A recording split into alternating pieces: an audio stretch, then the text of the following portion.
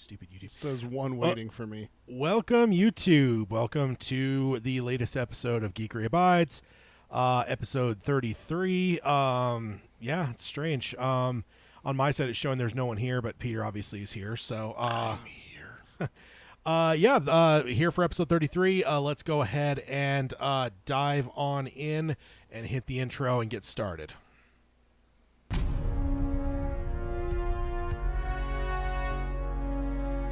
He who is ashamed of his geekery has forgotten the face of Stan Lee.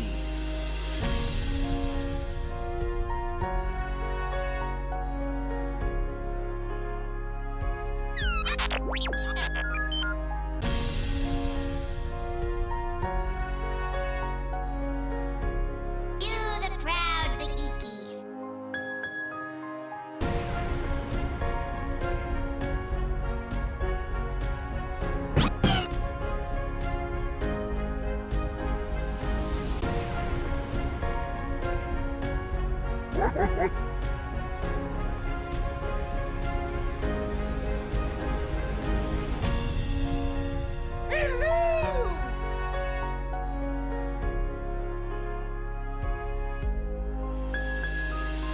This is the podcast, Geekery Abides. Hello and welcome to Geekery Abides. This is our geek podcast. I am Tad, and with me, as always, in the co-host seat and the co-pilot chair, like the old boy Chewie, is Peter. Hello. I didn't know. I was like, okay, he's either going to say hello or do a Wookiee noise. I did see a movie of some Wookiees recently. Yeah, Yeah, I sent you a picture. you did. Yes. Like people dressed up as Wookiees, not a movie with people. Yeah, as Wookiees. They set the movie in their costumes. They didn't take their heads off. No. They were It must be hot. It's kind of hot in these Wookiees. kind of hot in these rhinos, indeed. Let's. We are in episode 33. Let's go ahead and start off announcement wise. The only thing I wanted to make sure I'm already alluded to the Star Wars marathon last week. This episode technically should have been on May 4th. Happy May 4th belatedly. But ultimately this episode got delayed because of my movie marathoning, which I will talk about in a second. So this episode is technically off schedule, which means that next episode will be a week from today. So be ready for that. And then we'll be back on schedule, as Vader says. Yeah, we'll put you back on schedule. Yes, so next up, let's talk about emails. Well, let me see. Actually, I had the wrong slide. There we go. All right. So if you want to email us, you can email either of us directly, either at Peter or Tad at geekeryabides.com. Peter is spelled like anyone this side of Moscow would spell it, and Tad is spelled Tadd at geekeryabides.com. That is the way to contact the show. Any kind of feedback, questions, show ideas, anything you want, that is the way to contact us. And then, I think that is it until we get to watching, reading, playing. Yeah. So what have you been up to?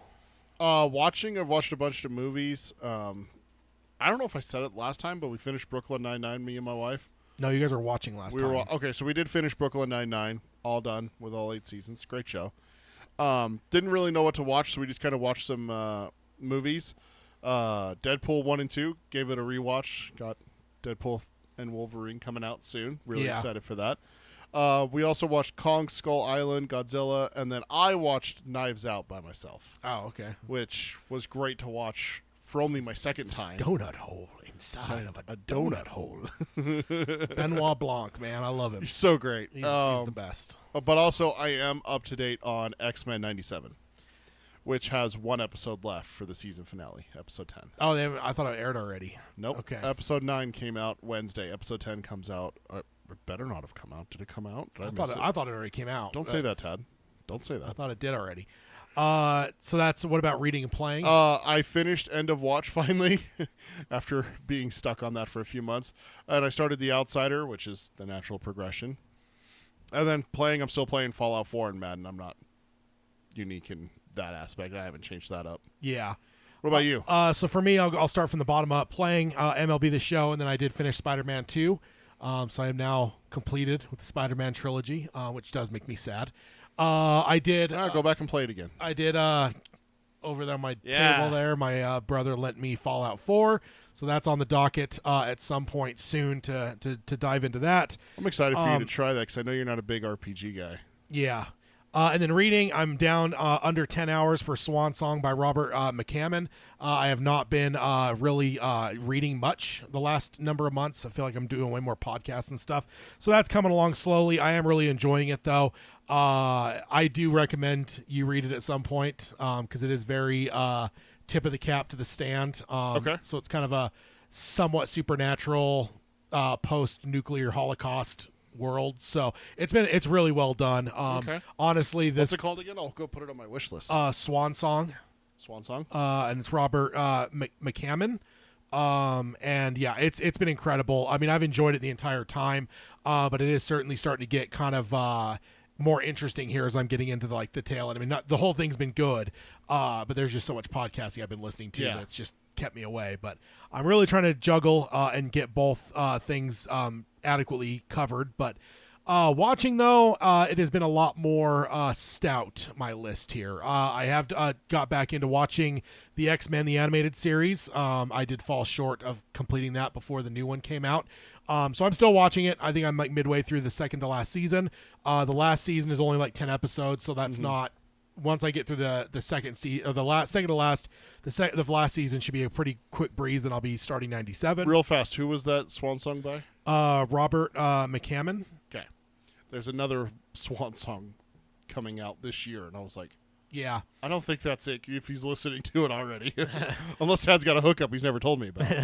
And then also, they are developing Swan Song. Oh, okay. As an adaptation. I think it came out in the late 80s, so it's been around for a long time and Nice. pretty well loved apparently. And so finally getting an adaptation. So I'm it's serendipitous of when I came around to reading it.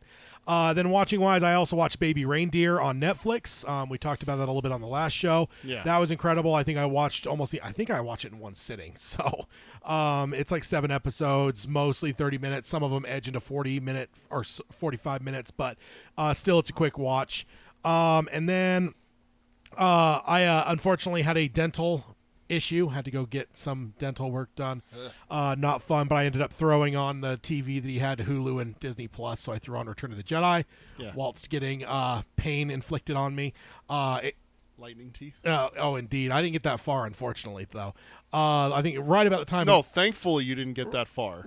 Because otherwise you would have been in the chair for that long. That's a good thing. I was in there till it's a trap. I was in there a while. That was good chunk of the movie. Also, just because I know how much you love teeth stuff, it did take him 3 times before he got me adequately numbed. Oh, I hate that. I hate when they're like, all right, let's get started. I'm like, I can feel that. They're like, oh, let's numb you up again. Yeah, the first time he asked, I'm like, no, I think I'm still feeling it. So he hadn't started anything, but I'm like, I still feel my mouth too much. Did he? All right, gave me more. And then when he went in and started drilling, I'm like, oh, I can feel that. Did he ask you if you were a redhead? No, and then he finally injected me with the 3rd time, and then I could feel the whole numbness and stuff. So It got you the 3rd time. yeah, finally got me the 3rd time. But My wife and I go to the same dentist, and he asked my wife, he's like, are you naturally a redhead? And she's like, no. He's like, yeah, they have a higher tolerance for numbing than anyone else. So yeah, I've heard that. So yeah, that was that. And then, of course, I had my Star Wars marathon. So I watched Phantom Menace, Attack of the Clones, Revenge of the Sith, A New Hope, Empire Strikes Back, and Return of the Jedi, as well as I did start Star Wars Tales of the Empire. And then, of course, over the course of this week, I also watched The Roast of Tom Brady, which I highly recommend if you haven't watched it. I haven't watched it. There's a few parts that are like, a few people bomb, but overall, it's pretty fucking great. Yeah. It's pretty great. But I will say about Star Wars, a couple things from the marathon. One thing I noticed while sitting there in a slightly punchy phase, A New Hope, very unique film. Yeah. For a number of reasons. It's the only film in the 6 Lucas movies. I don't count the sequels because that's a whole different can of worms because you're Sure. talking 30 years down the road. It's the only film in the Lucas era that doesn't have Yoda and Palpatine Yeah. in them, which Yep. is crazy. It's the only film without a single note of the Imperial March. Every other movie, even if it's just a small Little hint. hint of it, like when he's talking about killing the Sand People, you get a an echo of the Imperial. Every single one. Of course, we know the Imperial March wasn't written yet, but still, it's Right. like it is of the 6 movies. It is the only one that doesn't have Okay. the Imperial March, and also it's the only film without a lightsaber fight in the finale, in the final act. The lightsaber fight's about the midway point, if not the tail end of the midway point. So it's a Yeah, very 'cause you get the whole. They go to Yavin. They get ready. They read the argument about the plans. payoff, the plans. Then you get Then the the Battle of Yavin. The battle is the final act. Yeah. So, and then you got the celebration afterwards. So yeah, ultimately it was just Where inter- Chewie doesn't get his medal that he deserves. Racist. Speciest. Oh, so yeah, I just found it funny that there was those things. Also, the crowd was obviously very lively. Yeah. So it's a lot of Star Wars fans. Not many people signing up for a 27-hour marathon that aren't hardcore fans. In terms of cheering, every single opening, Of course. every single one.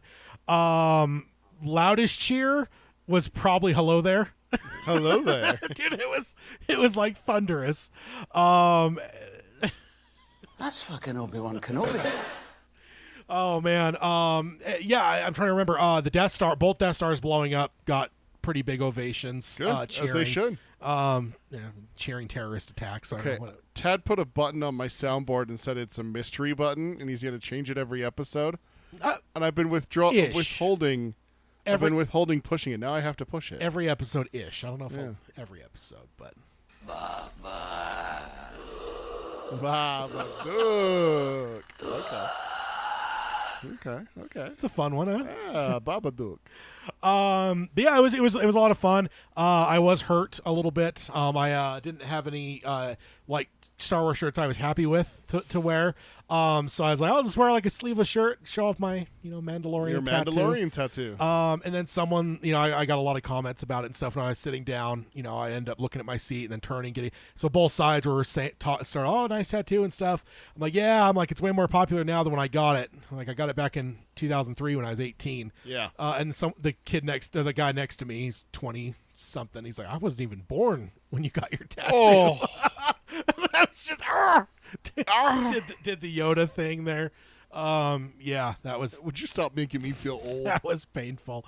Also, every element of incest was very loudly derided. The kiss, much the reveal, and then on Dagobah, but then also the reveal to Leia, and then of course Leia saying that she knows and she's always known. There's a lot of reactions Hey, we don't know if incest was okay back then. in that universe. Yeah. I mean, incest was okay on Earth a few centuries ago. Let's calm down, folks. Yeah, royal families and all, right? Yeah. But yeah, that's it was a lot of fun. I am certainly glad I did not go any further. I was A bit punchy. I was getting pretty punchy by the You end. still had there. to drive home, too. It's not like it was the theater that's like, you have your normal theater, My which home is base, like, yeah. like less than a mile away from your house, just a little Yeah. bit that way. But this one was a lot farther away, so. Yeah. I ended up going to getting food too because I hadn't eaten since Thursday or Friday morning lunch. Which is usually your buffet. Yeah, so. it's a big lunch certainly. But Oh, we had lunch that day. yeah, and then Yeah. then I that was that night I got some popcorn. They gave us popcorn and unlimited drinks the whole time. Yeah. I didn't refill the popcorn until the very end because once I ate a full bucket of popcorn, I'm like, I'm not going to actually enjoy any more popcorn. So I refilled it, to bring home or whatever. But I didn't eat anything. So otherwise, I was pretty hungry by the end. So I went and grabbed a burger and then came home, slept for an hour, and then got up so I could sleep, get back on schedule and stuff. But I'm certainly glad we didn't podcast because I don't think I was in any shape, even if You I would had have come home and started the podcast because you Pretty got mu- out at round 1. pretty much immediately. Yeah. Yeah. Like I wouldn't have been able to eat as well, No. or I would have eaten like drive through, and then we would have tried to record for 4 hours. That would have been It would have been me going, Tad, are you okay? that would Tad, are you okay? that probably wouldn't have been good. No. It probably would have been very dangerous. And also, I wouldn't have thought of the next show idea. I didn't think of that literally until last night. Oh yeah. Yeah, Well, literally yeah. came to me right as I was going to sleep. So Oh yeah. tease that for later in the episode. All right, so let's jump on over to the news. The first one here is actually a rumor, but I also wanted to point out I have something I wanted to say at this point. So I've always been struggling since this show started with room for the headlines. Yeah. Because if you go too big, it just shrinks the text and it just feels whatever. Looks funny. So I'm always struggling with that. So what I've decided is for henceforth, as Palpatine would say, if it's news, it's not going to say anything. It's just going to be the title. Then I'll only put the header if it's a rumor. Okay. So that should differentiate it. If it says rumor, it's a rumor. If it doesn't say anything, it's news. So Okay. that gives me more room because it's usually the news ones that get Okay. harder. Because there's times where I'm just like, it's like a word game every week when I'm Yeah. prepping. So I'm like, okay, how do I condense this into like 6 or 7 words Instead of 14. yeah. So that is what we're doing going forward. But let's go ahead and dive into the first one, which is actually a rumor. And the rumor is that Chris Evans has signed to return as Captain America. Seriously? It's a rumor. Which that's actually a good sound. Let's go for it! Yes. That's what we need a soundbite for. That's the rumor That's a rumor. from Doc Holliday. Yeah. That's what we should get. Allegedly, if this is true, it will obviously be signed for Secret Wars. Okay.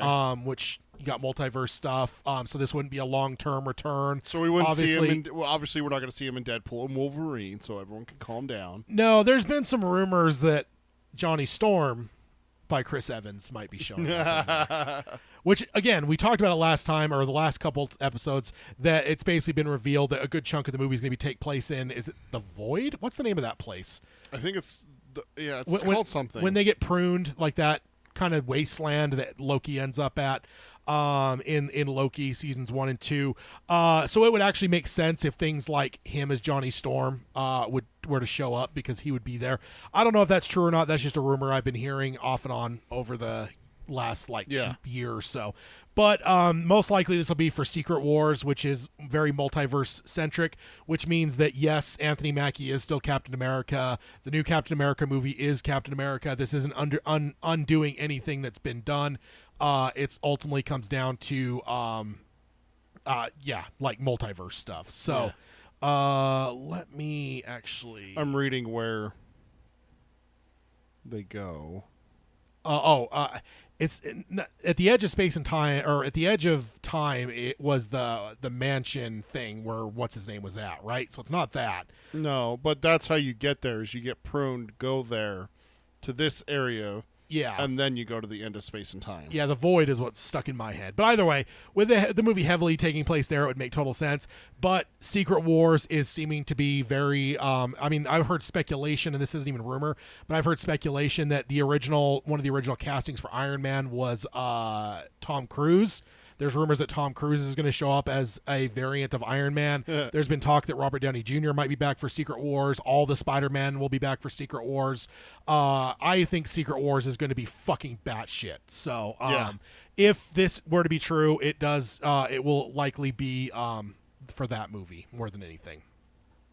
Next up in the news, we've got Chris Hemsworth taking the blame for Love and Thunder. I don't know if you heard anything about this. But so this is an interview that Hemsworth was doing, and he says, quote, "I got caught up in the improv and the wackiness, and I became a parody of myself," he said. "I didn't stick the landing." So, I mean, overall, it's probably my least favorite of the Thor movies, but I don't think it was a bad movie by any means. So, I don't know. Some of this, I'm like, I don't know, man. You don't be too hard on yourself, right? I don't know what your thoughts on Love and Thunder was. But I liked Love and Thunder. yeah, I did too for the most part. I Like thought said, that it was maybe a little bit over the top with some of the humor. Like they had so much fun in Ragnarok that they dialed it up to a 12. yeah. And it could have been a little bit more serious, but I still thoroughly enjoyed myself. Yeah, me too. He then explained, quote, "Sometimes I felt like a security guard for the team. I would read everybody else's lines and go, oh, they got way cooler stuff." And I think this is more talking about the Avengers side. They're having more fun. What is my character doing? And then he added, "It was always about you. You got the wig, you got the muscles, you got the costume. Where's the lightning? Yeah, I'm part of the big thing, but I'm probably pretty replaceable," which I think he's definitely wrong there. So yeah, that's kind of always a bummer to hear when people think that they aren't. I don't know. They maybe didn't do as good a job or something. But then in another interview that was after this made the rounds, Robert Downey Jr. Disagreed with Hemsworth, and he said, quote, "First off, Thor as a character was super tricky to adapt. Lots of implied limitations, but he and Ken Branagh figured out how to transcend and make him somehow relatable but godlike." And he said Hemsworth is, in my opinion, the most complex psyche out of all of us Avengers. Downey added, he's got wit and gravitas, but he's also such restraint, fire, and gentleness. Downey went on to praise Hemsworth and his arc of performances in the Marvel movies Ragnarok, Infinity War, and Endgame, and called it a formidable hat trick. So laid a lot of flowers to Hemsworth in light of some of this negativity. I did find it. It is called The Void. Okay, it sounded right, but there was a Saul bit that didn't sound right. Yeah. So I think it's probably them confusing with the end of space and time. end of space and time shit. So. Yeah. I don't know. I also think it's cool to see Downey coming in and kind of Good. conflicting Hemsworth and saying, no, you're being too hard on yourself. And, you Yeah. know, and I will agree, man, like the Ragnarok, Avengers, Infinity War, and Endgame, that arc right there, and I would probably, Ragnarok, he includes that. So Ragnarok, Yeah. Infinity War, and Endgame, like, there's nobody else in the MCU that comes close to what happens to him in those three movies, to Thor. No. I mean, There's Iron Man has an arc. They all have arcs. But I would say that his arc is, and if you add in like the second Thor movie where his mom dies, like you're talking about quite a bit. I mean, he deals with a lot of shit through the course of his movies. So, I would agree with Downey. I think that, and again, I will say that Love and Thunder wasn't my favorite Thor movie, but I did really enjoy it, and I think that Hemsworth is being probably too hard on himself. So I think the big thing is that it felt like we were ready for a serious turn with Thor, and instead we just went fully embrace like the goofiness. Yeah. Because you go from Ragnarok, where there was a ton of comedy and it was really well done. Yeah. A lot of people didn't like the comedy in Ragnarok as well. And I'm like, this is great. This is hilarious, and everything. And then, okay, we got the serious in Infinity War and Endgame, but then it's like people were like, okay, well, let's go back to what worked. Like, we don't have a serious story to tell anymore because we're in Phase 4. I think when you're in an Avengers movie, you have a lot more flexibility because I don't think you could have that sour, dour Thor in an entire movie. Well, I don't think that works. It would be too much like Dark World, which was Thor 2. But even Dark World, I think with all the Thor movies, I think there's always an inherent comedy. Because I just don't think there's any way you can play... It's the fish out of water syndrome with Thor. And I just think Thor, even in the comic books, he was always kind of cartoony. Like, I always remember in the comics, they would use, like, this, like, more old, regal-looking font for his voice bubbles. Yeah. To where it just gives you the impression that he's speaking like a Shakespearean something. I just think there's an inherent... You can't take Thor too serious because he's going to fall on his face. Yeah. And yes, in the two Avengers movies they did, but that's only because it's in the context of a larger... thing, where it's the same reason like Hulk has never had a solo movie in a long time, because it's just like I think a lot of what they've had to deal with Hulk, he works better when he's amidst a group because it allows you way more flexibility with what you can and can't do with the character. That you're like, whereas with Thor, you can have him be that downer character in those two Avengers movies, but once he's back on his own, you can't do that, man. Everyone's gonna walk out going, "This movie was fucking just it was." Well, a maybe bummer. that's why Ragnarok works so well, is because he wasn't alone. He had Valkyrie and he had Hulk, which are two heroes to go with him, but also and Loki. But also the humor, though, is what I'm saying. I think the humor, if you try to abandon the humor like some of these fucking people have been crying about since Ragnarok, if you try to just take Thor and play him 100% serious, I think it's going to fall on its face every time. There's just a silliness to the whole thing. To not Odin. What's their home? Asgard. There's just an element to it that's like, and I think Ken Branagh in the original realized that. So that's why I think there was, even in those earlier movies, there was like a thread of humor through all of them, where it was just like, there's some serious stuff going on, but we're not going to take ourselves 100% serious. There's an element of humor. His friends are going to come up and pound on the thing, and there's a because how are you going to play those guys straight? Like you can't. Like there's just he's wearing a cape and he's. Yeah, I don't know. There's just, and I'm not saying that capes can't be serious. I'm just saying that like, I think all the filmmakers to an extent have understood that you need humor for Thor. Yeah. Yes, Love and Thunder may have gone a little bit too far with it. Yeah. But like, it's kind of what you got though, right? Like, and if it comes down to like that, or trying to go back a little bit more serious, and you get back to Thor 1 and 2. I prefer the Ragnarok and Love and Thunder realm, personally, with more if that's more the humor. route you're going to go, then tell a different story is my thing, because the whole losing his love to cancer does not fit with that comedy that you're trying to portray. But I think that's the other thing too, is because it's like, it reminds me of like fucking 10 or more years ago when the Fanboys movie, they were trying to get that out, and it's like they had the whole thing filmed, but then the studios are like, well, no, we want to cut out the entire premise of the movie being the one friend has cancer, because if you mention cancer, no one's gonna be able to laugh the rest of the movie. And it's like the dumbest shit. They finally got it released as is, but it's like it took it ended up getting released years later. And I think like there is an element because you are dealing with cancer, like I think you want to have some humor in there, otherwise you're gonna walk out of that movie. And no, like, I'm not saying but- not to have humor, but Yeah, I'm saying it's- dial it back then, Yeah. or if you're going to keep it dialed up, then tell a different story. yeah, Because like even the bad guy that you chose didn't fit. Like Ragnarok fit. Hela was not like this like dour, sad character. This it's a criticism that Disney has had so much over it, is I don't want these fallen heroes. I don't want these characters with a sad, tragic backstory that I'm supposed to care about. I just want a grade A villain. Where's my Scar from my childhood? Where's my Jafar? These guys don't have tragic backstories. Give me the bad guy that I have no tragic backstory with. That's what Hela was. You fucked me over, I'm going to fuck you up. yeah. If they had done that in Love and Thunder, probably would have hit a lot better.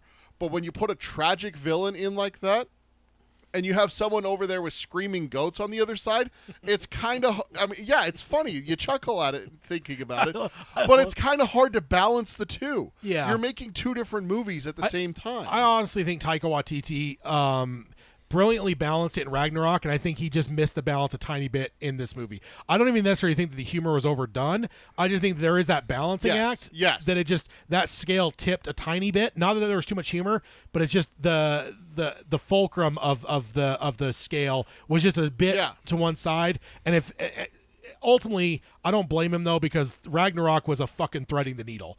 Oh, that yeah. movie was just like it was, and ultimately, like you're gonna have times where you're trying something that hard, it's just not gonna work. And I think he missed threading the needle a tiny bit in Love and Thunder, not to make it a bad movie, because again, I enjoyed it, but I do think as I walked out, I'm like, yeah, it was fun. It isn't my favorite Thor movie. It's probably my least favorite, but that's not to say it's a bad movie. It just It's is your least favorite? of the Thors. Yeah, I think Really? so. Over Yeah. Dark World? Yeah, I really like Dark World, Oh. man. I do. And I think retroactively too, with some of the stuff they've done with his mom and the Infinity War stuff. Like, I enjoyed that one quite a bit. But Mom was in Endgame. what? His mom was in Endgame, not No. Infinity War. Or well, she dies in the Dark World, and everyone's like, oh well, like Right, but when you see her again is in Endgame when he's fat. They go back to Asgard back in time. That's an Endgame, not an Infinity War. Yeah, it doesn't matter either way. But yeah, that's I don't know. I really loved two. But yeah, I loved all of them. It's not even that I hated any of them. Like I still don't think there's an MCU movie where I've been like, nah. Like you did with Rise of Skywalker. Yeah, or I mean, any comic book. There's a number of comic book movies over the years where I've just been like, Batman versus Superman. Justice Batman League. versus Spider-Man 3. X-Men 3. The Man of Steel, X-Men 3, the Wolverine. I mean, there's Which one there's for the Wolverines? I mean, the there's a few- Wolverine. there's a few of them. the Wolverine. There's Wolverine, X-Men Origins Wolverine, and there's the Wolverine. I mean, both of them. X-Men Yeah. Origins Wolverine was a fucking nightmare. That's Like, the one was- with Deadpool, right? Oh my fucking god, dude. So they finally shut you up, huh? But that's a good segue because the next one is about Deadpool and Wolverine. Josh Brolin says that he wanted in on Deadpool and Wolverine. And he says, quote, I wanted so much to be in that movie. He laughed. He says, Marvel is a more complex labyrinth than Outer Range will ever be, my friend.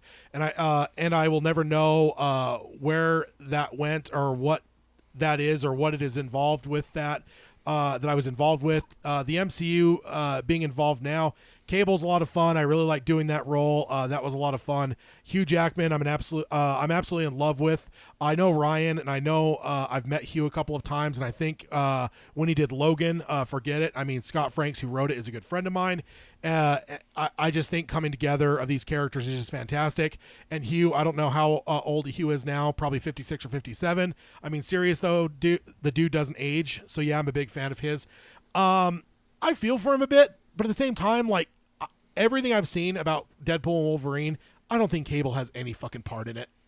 No. It's just, I don't. I just, where he's saying this. I get it. I get where he's coming from. Like, you want to be involved in it, but like, I'm glad he's not. Well, it's like you introduce the character in the second movie, and then he's not going to be in the third one. It'd be like, wait, what? Like, you introduced Nightcrawler in X-Men 2, and he's not in X-Men 3. Yeah. It doesn't make sense. But at the same time, we got Wolverine back. Yeah, and Cable is such an interesting character because he's got his purpose. And I think that that's the biggest thing. If he was in this movie, without seeing the movie, my initial thing would be, this is fucking stupid. What purpose would Cable have in this movie? Yeah. Like, aside from just being one of the random people that we see in the Void, where obviously that's where Deadpool is. Yeah. So, and again, I love Josh Brolin. I do want to see him in the MCU further, and I think we will. That's my thought. I just think with all the multiverse shit happening, I just think one way or another, whether it be Cable showing up later or Thanos showing up again, I do think we're going to see him again. I feel for him here, but there's part of me as a fan where I'm like, I'm glad he's not in it, man, because like, yeah, I just and honestly, I love Colossus, but I don't think Colossus will be in this movie either. Or Negasonic Teenage Warhead. Probably. I mean, I feel like maybe we heard about her maybe being it, but either way, like, I don't know. I mean, especially early on before he likely gets pruned, is my guess is what's going to happen. We're probably going to see some people. So maybe we even see Colossus and stuff there. Yeah. But yeah. Oh, also, I wanted to pause and also mention, because I forgot to mention, because the scheduling shift, I mentioned this last episode too, we've shifted basically almost a month's worth of episodes. Yeah. 2 episodes, which back to back with each other, it's jumbled a lot of shit. But because of that, all the news I've done, this actually is all news that all took place between the last episode and May 4th. So everything that happened from May 4th to 5th through now, we're covering next week. So just to know, because there's maybe some big news items that I'm not going to be covering. We didn't make our announcement either. Oh, God. We forgot. What the hell are we doing here? We forgot. What are we doing? What kind of a ship are we running here, Tad? So there was some issues there with me leaving the show there for a little bit with the new job and everything, and that job did not work out for me. Was not a good experience, not great for me, and so I decided to make a change again, and now I am back where I was working previously, which means I have Saturdays off, so... Just when I thought I was out, they pulled me back in. Guess who's back? Back again. I'm not sure that's Pete. Of course it's Pete. Look at him. People keep asking if I'm back, and I haven't really had an answer. But now, yeah, I'm thinking I'm back. I'm back, and I'm better than ever. Misa back. I am nowhere near a professional at anything audio, but every once in a while I put something to cobble something together. I'm happy with it. I appreciate you doing that for me, Tad. It was when we went to lunch. I was like, we should put something together for like a little soundbite where. A couple of those were my idea, but the whole thing being put together. The John Wick one is especially good. That's so great. What'd you do? Just Google like sound bites. I'm back. I don't remember how I found it. There may have been a couple drinks involved. So, Is that Pete? Of course it's Pete. Of course it's Pete. Look at him. I love Oh Brother Art Thou, dude. I love it so much. In fact, I don't care, Dapper Dan. I care Fox. But I don't want fuck, goddammit. I'm a Dapper Dan man. I will say I saw that movie in high school. To this day, I have not used a gel, a pomade, or a beard oil, beard cream, any product without that line either going through my head or coming out of my lips. Every single time. Tad, at 4 o'clock in the morning getting ready for work. I'm gonna want fuck, god damn it. And the fact is now my newest beard balm that I'm using is Dapper Dan. Is it real? Is it a real brand? Well, I don't think it was a real brand. Oh, but it is now? I think it became a real brand. So it's pretty tasty too, like good smell. Oh, tasty. I was like, oh, don't eat it, Tad. You're not supposed to eat it. It's got a great scent. Next up, we got some more Marvel news as we are in the Marvel corner. What? The reaction button is in the bottom of this one. Really? It's not for me. Gross. Weird. So next one, Paul Walter Hauser joins the Fantastic Four. Who? He has not been announced for any character. You will know him from either Cobra Kai or Richard Jewell. He was the lead in Richard Jewell, and he's the fat adult in Cobra Kai that's in the karate class. In the newest season? He's been in a lot of seasons. I think he's been in a couple seasons now. At one point, he goes to jail. It's been a minute since I watched Cobra Kai, so Uh, I got him pulled up. We're okay, good. We're yeah. good. No word on who he's playing, but he has indeed been cast in the film. Okay. So, looking forward to that movie quite a bit. Let's move on here. The next one is, make sure I'm not skipping one. There we go. The next one is fun. Feige told Hugh Jackman not to return as Wolverine. Yeah, I heard about this. So Feige said, quote, I said, and I believe, just in context, I don't want to be clickbaity, I do believe this is in context of after Logan, but long before Deadpool was even a consideration. Feige talked to him, and it was funny, I was getting a haircut the other day, and they had, I think it was the first Andrew Garfield Spider-Man on. Yeah. And when it came up, it said produced by Kevin Feige and Stan Lee. And I was like, what? So he's been doing Marvel shit since like the late 90s. He's been involved with like Blade, X-Men. Like, oh, really? Oh, yeah. He's been. I didn't know that. Yeah, he's been behind the scenes doing shit for quite a while, and it makes me wonder how many of these movies that like did dumb shit had him in a room saying, "No, don't do that. Put him in the real costume," or just whatever argument he may have been making, and they just didn't listen. All hail Kevin Feige. Oh, indeed. I did see a clip from X-Men '97 that riffed on that line from the movie, from the X-Men movie. What? What did you expect? Yellow spandex. Yeah. What did you expect? Black leather. Yeah. That's clever. I got a serious chuckle out of that one. So Feige said, Feige says, I said, let me give you a piece of advice, Hugh. Don't come back. You've had the greatest ending in history with Logan. That's not something we should undo. Yeah. So, and I agree. Like that's, that's pretty great.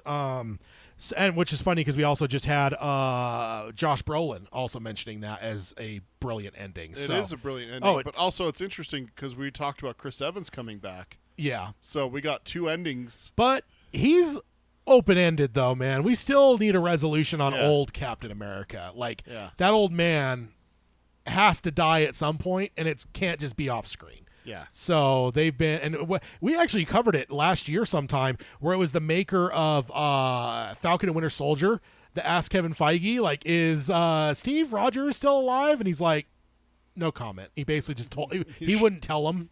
Don't ask. Yeah, he's just like, I can't tell you. So that's like, all right, something's up there.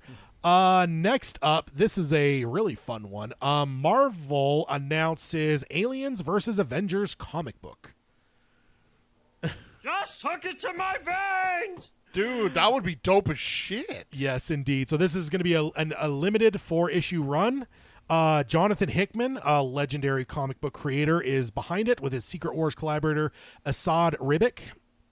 Set in, quote, a new timeline many years in the future and will feature older, grittier versions of Marvel characters. Ooh. It will also be the first time readers will see certain parts of alien lore in the Marvel universe, like the home of the Engineers. So, from that's the big guy in the first movie that's in the big gunner seat.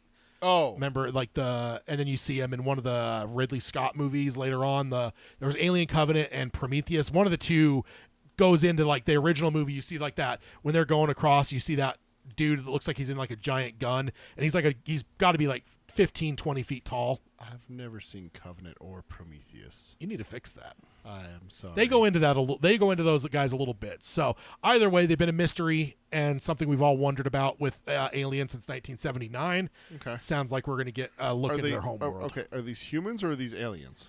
I mean, they're fucking 20 feet tall, so they're humanoid. I don't know what you're talking about, so I don't know. I mean, I've never seen them, so I don't know. You've seen the original movie.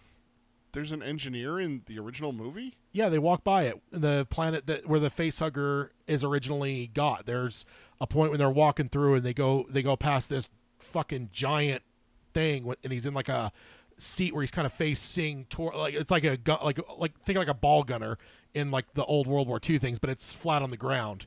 Yeah, look up Alien 1979 Engineer. I hopefully retroactively they've gone back and used the name Engineer.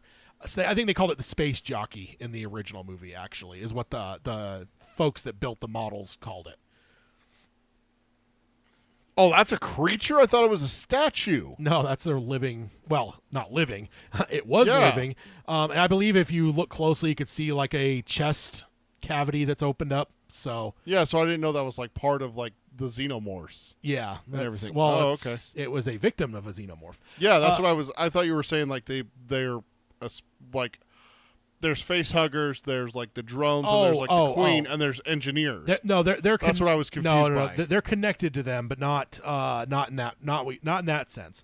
'Kay. So Hickman told EW, quote, probably one of the coolest things about the project is how we found really fun ways to Avengerize the aliens and alien up the Avengers. He added, I think fans will be surprised at how elegantly some of those things fit together. It really turned out to be a chocolate and peanut butter situation. So I'm pretty fucking stoked by this, dude. Like this might actually get me to a comic book shop and buy these 4 issues when they come out, because that sounds like a lot of fun. It'd be a lot of fun. And now Fox obviously belongs to Disney, so Aliens is something they can easily, without any legal issues, We tap can into. we could see this. Yeah, which is why they did that what if thing with what if Burke survived Aliens. Marvel just put that out in the last couple months. We talked did about they? it on this. We talked about it months ago, where they announced it, where it's basically a what if. What is his name? Is not Carl Burke? Is it the fucking traitor from Aliens, the Weasley motherfucker played by Paul Reiser? Still to this day, I don't trust Yeah. Paul Reiser in any movie he's in, because it's Burke.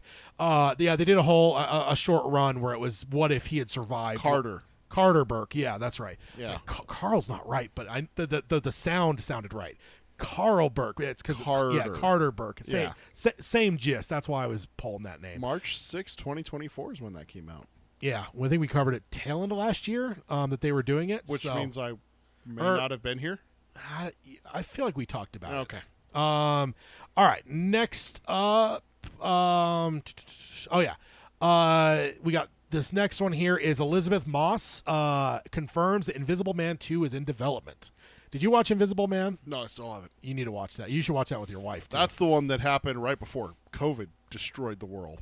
Yes. That's the last movie you saw in theaters I before. think it was. Yeah, dude, Yeah. it's so fucking good though. Of all like the because it's technically part of like that whole Tom Cruise Universal Monster. Yeah. It was part of that allegedly, but it was the only one that was actually worth a damn that actually ever came out. I think there was only 2 movies. Wasn't it just The Mummy and The Invisible Man? Yeah, I think so. And then it just went. Yeah, pretty much. So she said, Blumhouse and my production company, Love and Squalor Pictures, we are closer than we've ever been to cracking it, and I feel very good about it. So I'm excited about that. And then next up, we've got, we've already talked about this on the other show, but Mike Flanagan potentially directing a Exorcist sequel, Nice. Exorcist Deceiver. So we got like a soft reboot when it was. No, it's not even a reboot. It's a sequel. It's a legacy Because sequel. we got the Mom. The Mom. Yeah, it's in and the Reagan's mentioned as well. Yeah. Yes. So we got another sequel to The Exorcist. And David Gordon Green stepped away after the first movie. The first movie did underperform. The rumors are they're about to pull in a ringer and getting one of the best horror directors alive right now. Well, active. I'm not going to say alive because John Carpenter's still alive. There's still some legends that are out there, but active filmmakers that are actively directing films, there is far fewer people. Or there's very few people that come close to Mike Flanagan's level. Right. Because James Wan even is largely a producer now. You don't see him direct a whole lot anymore. And he didn't direct Aquaman 2, did he? He did, but that's where he's kind of transitioned. I think that's kind of where it's he's like transitioned the end, more right? into like those bigger stuff, like horror-wise. I think he's been doing a lot more producing than he has been directing. Yeah. So, but Flanagan, I'm pretty excited about this. On this podcast, I can be unadulteratedly excited about it because, like, he's so fucking good, dude, that yes, I want to see him do an Exorcist sequel. That would be pretty cool. And I think where the last movie left us off was very interesting. So I'm pretty intrigued by what we might get from it. I just looked up James Wan because I'm just curious. Like, when's the last time he directed something? He has one upcoming movie, The Call of Cthulhu. Oh, I heard about. Yeah, I think I heard about. Follow Francis Thurston as he investigates a cult that worships the ancient monster Cthulhu, and he's directing. And it's written by H.P. Lovecraft. I think we actually cover. Like that was the Cthulhu. That cover we on this show. I don't know if you were here, but we covered it about that because I remember thinking like we don't really get a lot of Lovecraftian horror. No, that's because it's so hard to do on screen. But Mr. James Wan. One that I, for a decade at least, I've been calling the master of horror. I think once that crown gets off the head of John Carpenter when he retires as a director, Wan has been the man. I would say of this century, he's been the man. He's been fucking killing it since the late 90s with horror. Ari Aster would like to have a word. Oh, man. I don't know. Hereditary and Midsummer, man. And then he did a third one, too, didn't he? Beau is Beautiful. No, he did another. There's another one I'm thinking of. Yeah, James Wan, I'll put him up against a lot. But the thing is, though, as horror fans, we are blessed. We are in a fucking golden age right now, man. They are minting good horror movies. They have been since the turn of the century. So, good stuff. Cannot wait to see what Mr. Mike Flanagan has in store for us. What horrible, grisly hand injuries that we'll be seeing, because we always know that'll happen, as well as what Flanagan family members are we going to see popping up in Exorcist. No, sequel. I'm just thinking that he directed something else, but he didn't. Yeah, Beau is Beautiful is his last movie he did. Yeah. Which Beau is Afraid. That's what it's called. Oh yeah, Beau is I have it. I own it. I just haven't watched it yet. All right. Classic Tad. Next up, speaking of exorcisms, Al Pacino is going to be playing a priest in an exorcist film titled The Ritual. Oh boy. Oh, it gets better. So Al Pacino as an exorcist. Yeah. That sounds fucking great. In fact. Whoa. Just hook it to my There you veins. go. Wrong pedal. There's the right pedal. So this movie is based on a true story. Oh no, not again. So we'll have to let Hayden know about that. And The Ritual follows, quote, two priests, one questioning his faith, played by, I didn't take the other guy's name down, something Stevens, and one reckoning with the troubled past, which is Al Pacino, who must put aside their differences to save a possessed young woman through a difficult and dangerous series of exorcisms. The film is being described as, quote, an authentic portrayal of Emma Schmidt, an American woman whose demonic possession culminated in a harrowing exorcism. Her case remains the most thoroughly documented exorcism in American history. Whoa. Also known as Anna Eklund, which is was a pseudonym for Emma Schmidt. Her alleged demonic possession and exorcisms occurred over several decades, culminating in an extensive exorcism that lasted from August 18th to December 23rd, 1928. Dan Stevens. Dan Stevens. Yeah, that sounds right. Al Pacino and Dan Stevens have teamed up for exorcism horror film The Ritual. Yeah. So, again, let me read that again. Culminating in an extensive exorcism that lasts from August 18th to December 23rd, 1928. Good Lord. In Erlings, Iowa. So, got some cornfields out there for you, Peter. Children of the Corn. I know you like the Bayou a lot more, but, there's always something fun about Bayou. So Eklund was said to... No, I don't like the Bayou. Eklund was said to have exhibited symptoms akin to possession beginning from age 14 and was 46 during her final exorcism. Good Lord. So that's a lifetime. By Father Thepanopoulos Reisinger, a Catholic, Roman Catholic priest. So, yeah, I mean, exorcisms. We obviously just had two very successful exorcist movies. So it seems like... And Al Pacino, man, that's what excites me. Yeah. And not to mention some of those things that were said there. That sounds like quite a harrowing time. I know that name, Dan Stevens. Why do I know that name? I didn't look him up. I don't know if he's someone I know. The name didn't jostle anything for me. But for me, unless you're someone like Robert De Niro, if you're putting up your name up against Al Pacino, you're getting the second billing. Like if it's like if it's like Robert De Niro or fucking like Leonardo DiCaprio is the modern era, yes, I'll say Al Pacino and Leonardo DiCaprio. But if you're someone like, and no offense to Mr. Dan Stevens, but if you're Dan Stevens, you ain't no Al Pacino. So his most recent movies: Abigail, Godzilla X, Kong: The New Empire. So and this, then I'm looking back to see if there's something else that. No. So this is this next one's interesting. Okay. Kingdom of the Planet of the Apes home release is going to include a version with no CGI. Interesting. Yeah, so director Wes Ball said that the film's Blu-ray will feature a copy of the entire movie without any CGI, and this will give fans the ability to see the actors' performances in the mocap suits pre-visual effects. Wow. He says, quote, "I'm doing a little thing for the DVD where you can watch the entire movie with raw dailies." He goes on and says, I'm working on that where you'll be able to watch and see both the final cut and the raw dailies. You can see how closely they get, what do they do, and how do they stitch everything together.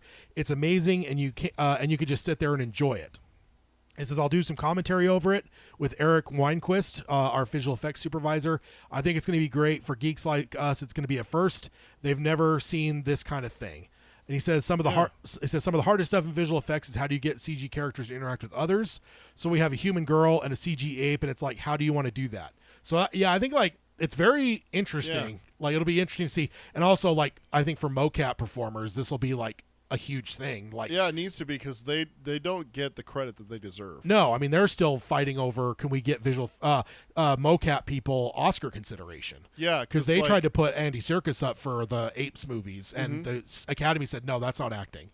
Yeah, And which is bullshit. yeah, it's absolute fucking horse shit. Like, get with the times, guys. Like, Yes. come on, it evolves. Yeah. Like, I mean, it's also the same thing where they said that voice acting wasn't a thing. Yeah, well, and also the other thing that I would say is with mocap stuff is like they're capturing his face, like all of his facial acting ends up on Caesar. So it's like It's this the same. Yeah, it's the same thing with Avatar. They did the exact same thing with the Na'vi. Yeah, Is that what they're called? Na'vi. Na'vi. Yeah. Yeah, the Na'vi is that they captured their face. So when Gamora, shit, I just spaced on her name. Zoe Saldana. Zoe Saldana made that angry face when she finds out that Sully betrayed her and everything like that. Yeah, Spoiler she was for Avatar. She was doing it. Also, She did that. Also, I want to just point out in the Dark Tower episode, I couldn't think of Nebula, Gillen, Karen Gillan. and I couldn't remember. And now you couldn't remember the Gamora- sisters. the sisters. Yeah, there's a symmetry here. I like it. There's a duality. Two-Face would be proud. Good old man, that Harvey Dent. I'm Batman. Next up, we've got Furiosa. Apparently has a very, very epic sequence, a 15-minute action sequence. Ooh.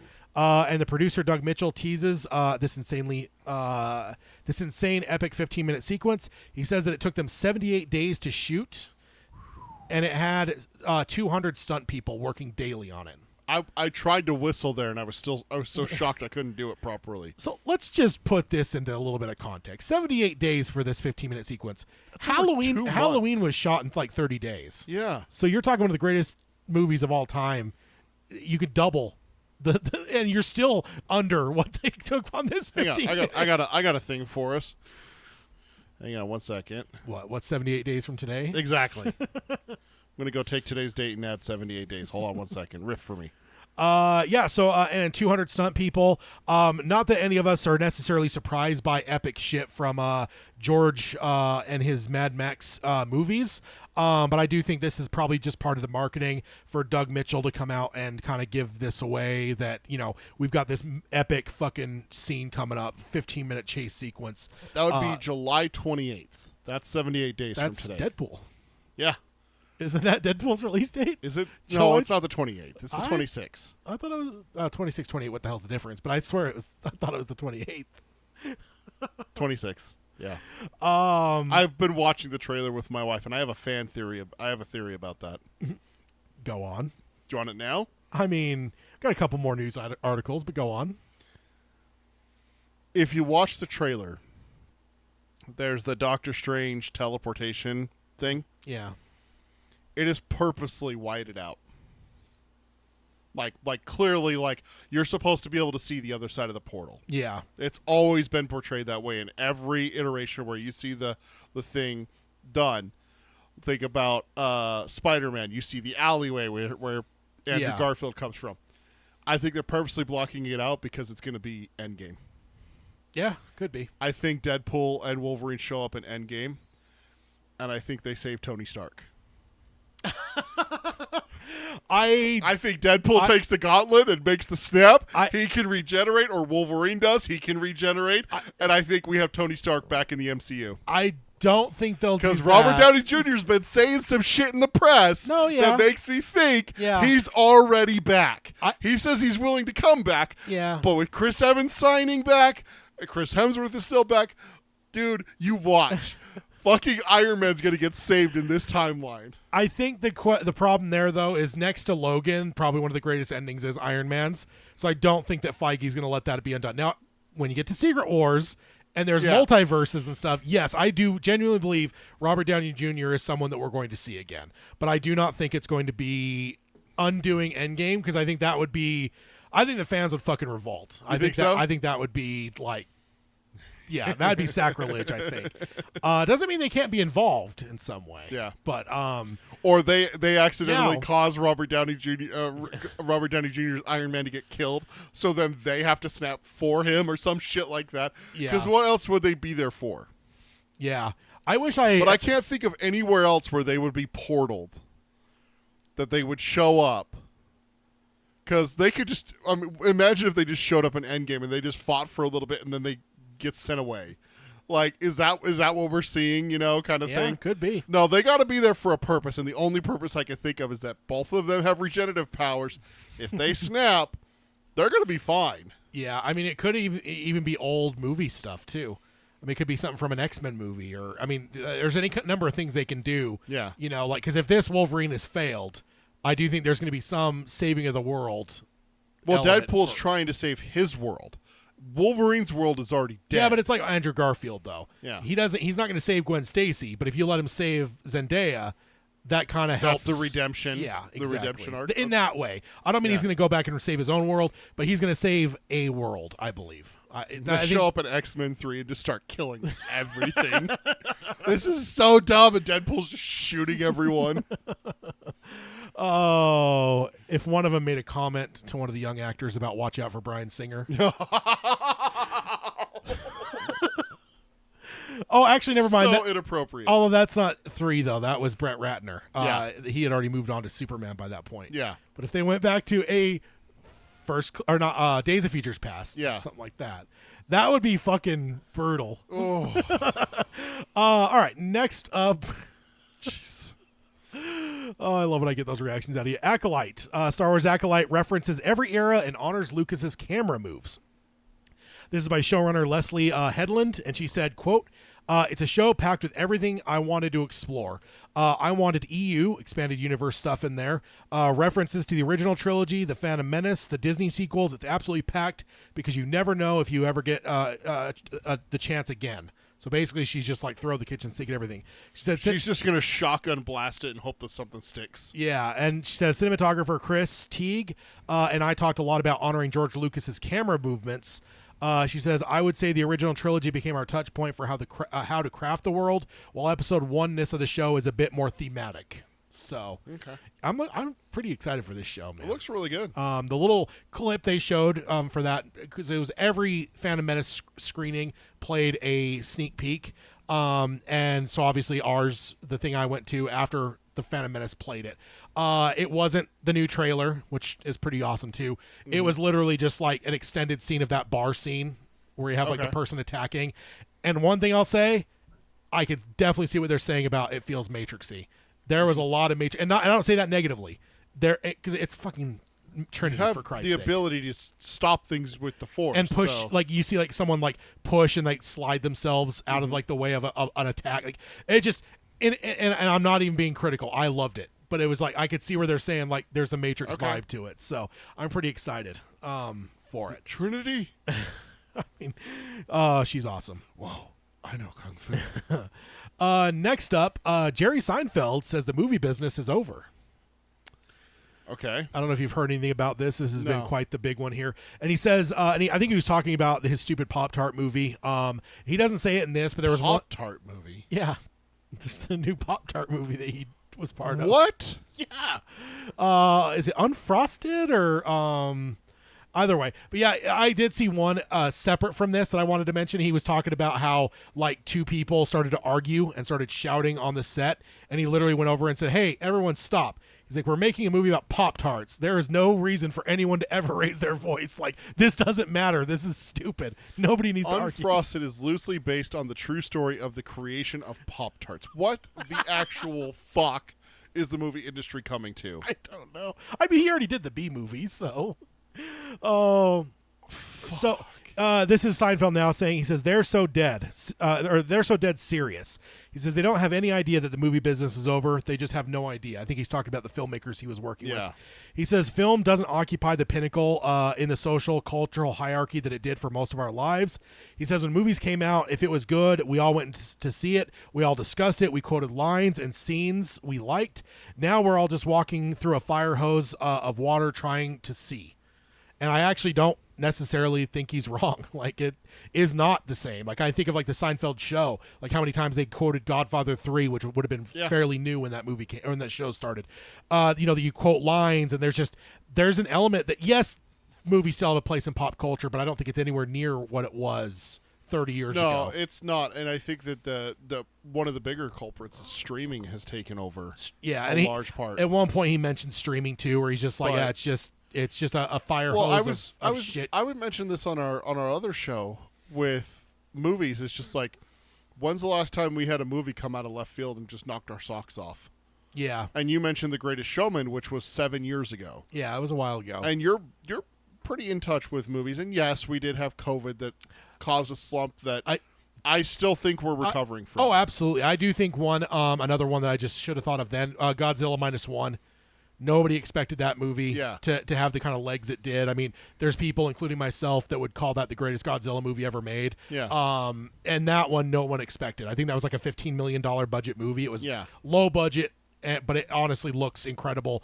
But coming out of nowhere, kind of what you're saying, where a movie sneaking up on us where you don't really, because you have like the big Godzilla movies, like the one that's in theaters right now. That's like they're putting hundreds of millions of dollars in. Godzilla X Kong. Yeah, there's ultimately it's probably $1 billion spent on it between the production, the marketing, everything involved. It's $1 billion movie. Whereas like Godzilla -1 was just like, oh well, they made it. It was made in Japan. They all speak Japanese. $15 million budget. This is almost like it's an indie film essentially, but that's today's indie film. It raked up in the box office though. Yeah. So.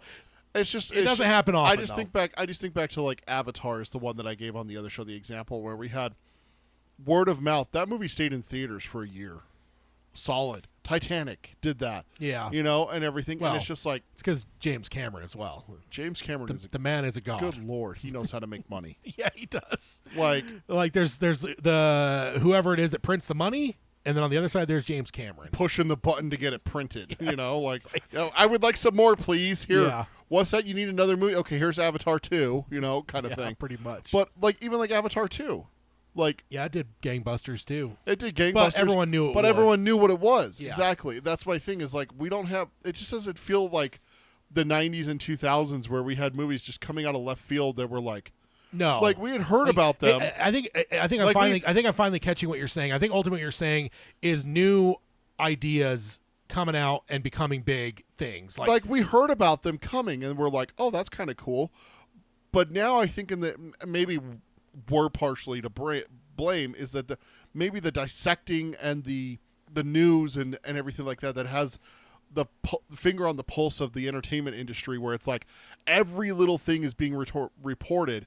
I mean, Josh Brolin talking about wanting to be in Deadpool and Wolverine. That wouldn't have been reported in 1994 if that was the sequel year for his movie. They wouldn't have said anything until maybe after the movie. Yeah. Then maybe when he's putting out a new movie, it would have been like, oh, that would have been fun to be in that movie. But I think that there's more focus on the entertainment industry ever since superhero movies really started. Not just superhero movies, but since movies started making $1 billion. Yeah. And when it gets too big and everything like that, that's where it kind of is like, well, are we making quantity or quality? Yeah. And I just feel like quantity is kind of the norm. And every now and then we get a quality movie that comes out of it. And like, what's the movie you were telling me about? The best time travel movie of all time. Came out last year, up for a bunch of Academy Awards. It's like alternate realities, maybe not time travel. Everything Everywhere All at Once. That one. Yeah. Like that one. Yeah. That one comes out of nowhere. Yeah. How much did it make? A lot. Yeah. Yeah. Like I feel like they're far less. Parasite as well. The Korean movie. I feel like they're far less gems like that coming out. Yeah. Where it's just like, dude, you have to go see this movie. Yeah. Whereas nowadays we're getting, hey, we got another one of these movies. Well, yeah, it's because there's a few reasons for that. We're actually going to talk about one of them because it might be getting worse. But also, like in the old days, a lot of studios, like if they had $500 million, they were financing 20 movies with that. You know, Yeah. there was a lot of mid. They were trying to find a hit. mid-range budgets where it's like, so it's like if you're at a craps table, like, or you got a stack of chips, are you putting that all on one number, or are you spreading it a bunch of across a bunch of numbers? Yeah. That's what they used to do. Nowadays they're putting it all on one movie, and we get more flops that way. yeah, exactly. Because they're not making a quality movie. They're just throwing cash at CGI and publicity. Yeah, promotion. Yes. Yeah, production was stuck in my head for some reason. Yeah.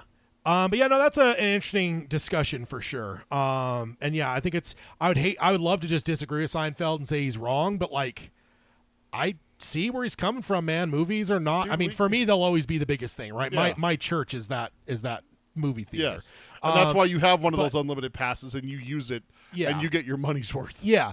But yeah, I do know that society is different than it was when I was 10, you know, Yeah. when it comes to movies. So Yeah. I see where he's coming from, and it makes me sad.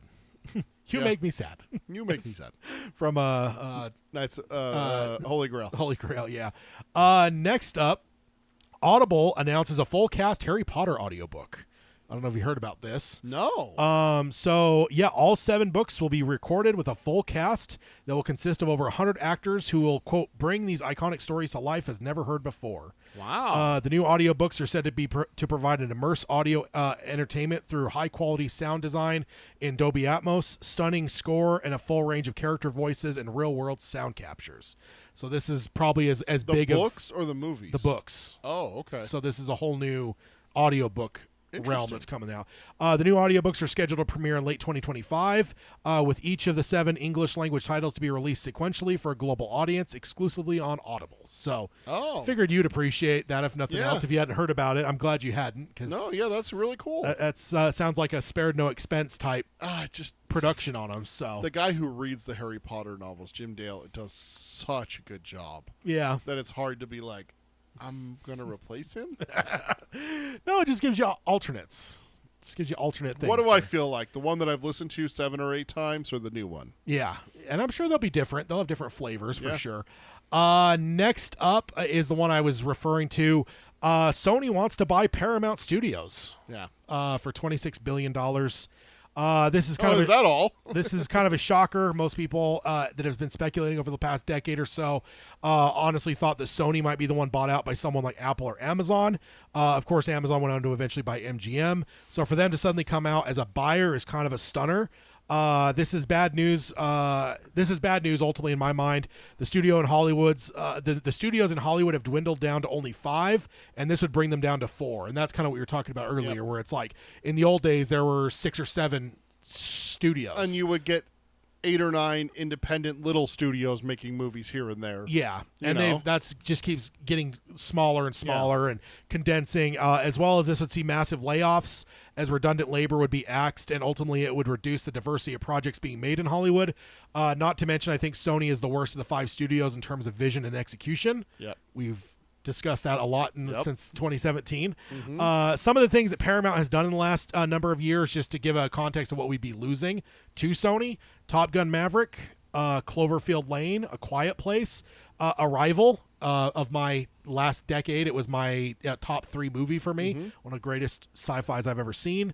Scorsese's movie Hugo, Interstellar, the Mission Impossible series, the new Star Trek movies, The Big Short, Bumblebee, Shutter Island, True Grit. The Transformers, basically, entirely. No, that's Universal, Which I think, isn't it? No, it's Paramount. I thought they were Because Paramount's releasing a new Transformers series. I wonder It's if they called got. Transformer 1. It's the origin story of Optimus Yeah, I wonder- Prime and Megatron. I wonder if they got the rights to that though, because Yeah. I feel like the old ones were Universal. Because at one point there was rumors that they were going to be doing a Universal was going to cross over Fast and Furious and Jurassic Park. So, and then The Wolf of Wall Street. Then on the streaming side, they have all the new Star Trek stuff: Mayor of Kingstown, 1883. Paramount's been doing a lot, and there is a pretty good diversity of stuff there. So I do think this would be a really bad thing ultimately. Then it also afterwards, a few days after this, it got reported, and it became clear that their plan for Paramount would be to break it up. They would sell CBS, Distributed by Paramount. All Transformer movies have been by Paramount. I wonder how. I don't know why Universal was talking about crossing over at Jurassic Park then. So they would part it out. They would sell it at CBS. They would sell MTV. They would sell Paramount Plus and Nickelodeon, and all the film assets would be rolled into Sony's catalog. And they would likely sell the famous and iconic Paramount Pictures lot in Los Angeles, which would be a damn travesty. Yeah, Transformers going to Sony would be a I mean, Transformers has had its dark times, but it's Bumblebee was. It was you great. said it was great. Oh, I still yeah. haven't had a chance to watch it. I loved it for sure. I watched Rise of the Beast because I loved Beast Wars when I was a Yeah. kid. That was my cartoon. It was a good movie. Yeah. And then Transformers 1, dude, that has Chris Hemsworth in it. He's voicing Megatron? It's an animated, like I said, doing the origin. Oh no, he's Optimus Prime. Really? Chris Hemsworth is voicing Optimus Prime, but it's like kid Optimus, like training to be a Transformer. Interesting. And they're back on what is it? Cybertron is their home planet. Yeah. I watched the trailer for it because my daughter loves animation shows and stuff like that. Yeah. Because I wanted to see if she would dig it. Yeah. And yeah, it's dude. Sony doesn't deserve those. No. Sony. Hopefully it doesn't. Hopefully it doesn't happen. That's my hope. But Yeah. we'll see. Then next up, we've got a sad one. This one actually I did take out of order because I wanted to report this for our episode. But Bernard Hill passed away, the captain of Titanic, as well as Mr. Theoden from Lord of the Rings, which we gotta give him credit. Is he not one of the best speeches in film history? Oh, I love the Ride of the Rohirrim with Theoden's thing there. Yeah. I mean, there's a lot of great speeches. There's, you need me on that wall. You want me on that wall. There's a lot of great speeches throughout Hollywood. So I'm not going to say definitively it's the best, but it's up there, man. But let's. Good night, sweet prince. For Bernard Hill. Mm-hmm. And then the last one. Right there. Is one that I teased last time. The Lord of the Rings Extended Edition trilogy is coming to theaters in June. I think it's June 8th, 9th, and 10th. One movie a day. Not only will this be the extended editions in theaters, but it'll be the first time ever that the 4K remasters will be screened in theaters. Those were remastered in 2020. So obviously, Mr. Peter Jackson is doing a lot of 4K remastering over the last decade. He did that World War I. We Shall Not Go On or whatever it was that where he remastered a bunch of World War I footage into like whatever, and then he did the Beatles stuff. Now he's done this. I wish he'd fucking get to goddamn Dead Alive. God damn it, Jesus Christ! Waiting for that for fucking 12 years now. I still haven't seen it. I don't know how that's real. I swear to God, we've watched it.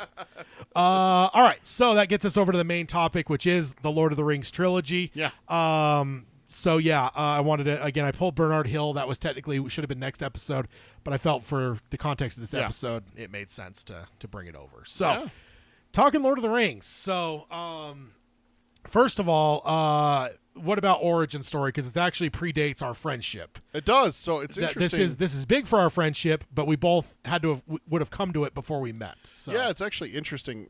If my memory serves, and you are going to have to correct me on this, Ted, because I haven't talked to you about this in decades. We started being friends in high school when we started working at the same job. Tad already worked there. I started there. We got to know each other. We found out that we had similar interests: Star Wars, pro wrestling, nerd stuff, just in general. Star Wars, yeah. I said Star Wars before wrestling. Yeah. What? There's something else. There was another big one. I can't remember what it was. Yeah. But those two. There was another one, and I can't remember what it was. But we were big into it. There wasn't the MCU. No. I wasn't as huge a Batman fan as I am now. That happened later, thanks to Tad, actually, and everything. And helped by Tad, I should say. But in high school, the Lord of the Rings movie started coming out, and neither one of us saw Fellowship of the Ring in theaters. True, I did not. I didn't either. I've never been a fantasy fan. I would hate to say that because I feel like there's enough exceptions now to where I'm like, maybe I just can't say that anymore. Yeah. But my general rule is I've never been the biggest fan of like knights and dragons and shit. You were not a fantasy fan in high school. Let's put it that way. Certainly wasn't then, no. Yeah, and so my dad bought Fellowship of the Rings on VHS. We didn't even have a DVD player yet. Yeah. He bought it for us on VHS, and I watched it. I'm like, hey, this is a pretty fucking cool movie. I want to see the second one. And then I don't know how you came to it, if it was me or if it was other people peer pressuring you. I'll get to that. But you tell your origin after first. after that, we both found out that we both had watched it, and we ended up seeing Two Towers in theaters together, and then we actually skipped school to go see Return of the King when we were Opening seniors. day, man. Opening day. And I have one of the funniest stories from Return of the King, but I'm going to save that for a little bit later. So yeah, That's not origin story. For me, that was a big. It was big. I mean, it was culturally massive. Yeah. I think it really got big because of the first movie, though, because I know there was a built-in fan base, but it was nowhere near what became right. Like Lord of the Rings had its following, but it wasn't anywhere near what the movies threw some gasoline on that fan. Right. Kind of like Game of Thrones. Well, this is much kind of later. what I was talking about earlier with what I'm worried about with Hollywood is that Lord of the Rings is one of those films. Is that, yes, it had a fan base from people who were fans of the books, and the original Hobbit animated movie. Yeah. There was a small group. I mean, we're not talking like MCU-sized fans or Star Wars or anything like that. I need to get me some LSD and I'll watch that fucking animated one. There you go. That one looks like a good one to watch on some Oh, hallucinogens. it probably would be. And when the movie came out, there was an explosion in Hollywood about how great this movie was. Yeah. And you have to go see it. And that's what I'm talking about is where's that vibe? Because I feel like even when a movie hits, there's still this large number of people that are just like, yeah, I still won't go see it. Yeah. I'll wait till it's on streaming. Yeah. And I'll admit, I'm part of the problem is that there's movies where it's just like, oh, I missed it opening week. Do I really want to make time for it now? Do I want to try to go see it? Or do I just want to wait a couple months till it's on Max or Hulu or Netflix? Yeah. So for me, it became a sensation with the first movie, but I was not interested because it's fucking fairies and dragons, and like, it's just that's not my thing. So I said no to it. Fast forward a year, almost an entire year. My brother had the extended edition DVD, and it was because they didn't wait to put those out. They came out as the movies were coming out. Yes, absolutely. Yeah. So I forgot about that. It always was like they came out in weren't they end of the year? No, they were during the I don't remember. But either way, so they came out, they had their theatrical run, and then normal DVD release time, the DVD came out with the theatrical edition. And then like 2 months later or more, 2 to 3 months later, the extended editions came out. So they came out in December, and then the extended editions would hit like right around the time that November, right before the next one came out. That's what I was thinking, but once I started saying that, I was like, wait, no, we wouldn't have been in school, but no, actually, logically, yes, you're in school around December. So, it was December, then they came out in like July on DVD, and then they came out in like November for the extended edition. So, it was November-ish, something like that. My brother had it. He was watching it a ton. He started telling me I needed to watch it. I brushed him off because he's my younger brother, and no, I don't watch that fucking fairies and swords and wizards and whatever. I'm not that kind of person. Give me Star Wars any day. And then it kept going, and then it actually ended up being legitimately one day had a sleepover with my cousin. He slept over at our house, which is a little bit more rare. We tended to sleep at his house more. Yeah. And they ganged up on me. They're like, you got to watch this. Just do it. I'll never bother you again. At least give it a try. Watched it. And it was actually good. I really enjoyed it. Which is, so trivia-wise, I've never seen the theatrical for the first movie ever. For Fellowship? I've never seen. Oh, wow. I've never seen the theatrical, so I have no idea what's extended. I've only ever seen that. So, and then just so happens, the next day was opening day for the Two Towers, and we went together and saw it, right? Yeah, I don't remember. I don't think we saw it opening day. No, I think we saw it within the first couple weeks together. But I think I went with my cousin and my brother and parent or whoever. Yeah. To go see the second one. So I was very blessed in that I didn't have a wait. Yeah. I was able to watch it, and the next day, Two Towers just came out. So go watch it. Watched it first thing. Because Fellowship of the Rings and Two Towers both end on unfinished stories, cliffhanger. Not necessarily cliffhangers, but we're not done yet. Yeah. So. But then part of that, the origins of it all, would then be the next year. Because now I had a year to wait until the next movie. Yep. In that time, I read the books. We both did. At least 2 or 3 times, I think. At least 3 times. I went and read it. And I think a large part of it, too, for us is that this is 2002 when Two Towers comes out. December of 2002. Yeah. So we had Attack of the Clones that summer. Yeah, I was gonna say there's a actually more than that too, because the last Next Generation movie was that year as well. Okay. So you had Star Trek Generation or Star Trek Nemesis, you had Attack of the Clones, and you had The Two Towers all in theaters in the same fucking year. Right. That is a fucking. But what I was saying is, what I'm meaning is that Two Towers, Attack of the Clones, and for us, for Star Wars, because that was the big thing that we bonded over, is how much we both love Star Wars. Two Towers came out in December, and we saw it. I think we ended up going and seeing it like in January together. Probably like, sounds right. Like maybe not at like the nicer theaters, like at one of the cheaper theaters when it leaves and stuff like that. Because back then you weren't as prissy as you are now for where you see movies. I may have talked you into it too. So. But we went and saw it, and we both realized that we both really loved it. So we went and saw it together. And you read the books, and you convinced me to read the books. And I only read them once because I struggled with his writing style. Oh yeah, and there was there was struggle to be had. I'm not going to pretend I didn't have my struggles, but ultimately I really appreciated the story. But written. the big thing for us is that we knew that Revenge of the Sith wasn't going to come out for a few years. Yeah. And so we had to fill that time with something. And honestly, it was kind of funny because both of us about that time were kind of like, with professional wrestling. Yeah. So we were kind of looking for like a new fandom kind of thing to latch onto and be excited about. And here was a ready-made one that in 10 months, 11 months would be paid off. Will be paid off with the conclusion. It's the third movie. It's the end. It's already ready to go. We don't got to wait another 3 years for Revenge of the Sith or hope that professional wrestling gets better, because that was kind of a what is going on here era of it and everything. Yeah, it pretty much died for me about that era, that time. Right around that time, yeah. But you grow up of it and everything like that, and so we were looking for something.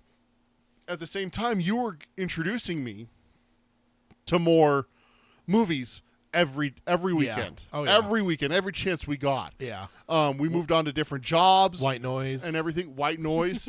One of the creepiest experiences of my life and everything. But we really hit it off with like Return of the King. We went and saw it. And I remember it was like our second time seeing it or third time seeing it. Yeah, I think we went. So, I mean, ultimately, there's a couple of things I want to mention before you got to Return of the King. Okay. So, also, my debate teacher Yeah. was a massive fan. And right about the time that the extended edition of the first movie came out, I was working at Suncoast in the mall. Right. And so I used my employee discount to buy it for him. Ultimately, he bought it. But Yeah, he paid you back. Yeah, he paid. So I remember that. He was a big fan. Then he got that. It had like the statues that had like the hands holding out and stuff. And then let's see. There's one other thing. Maybe not. And then Two Towers we saw in theaters. That was it probably. I thought there was another thing, but either way. Well, reading the books. Yeah. In between Two Towers and Return of the King, that was the big thing. Was reading the books. I think I've discussed that on here, if not in the Dark Tower show. For me, I learned from that because I actually think Return of the King was my least favorite experience, and I put my finger on reading the books ruined the experience of the movie for me. It changed your opinion on whether to read the book first. Yes, that's where I've dictated and it wasn't immediate, but it was probably a few years after that where I looked back and realized, like, you know what?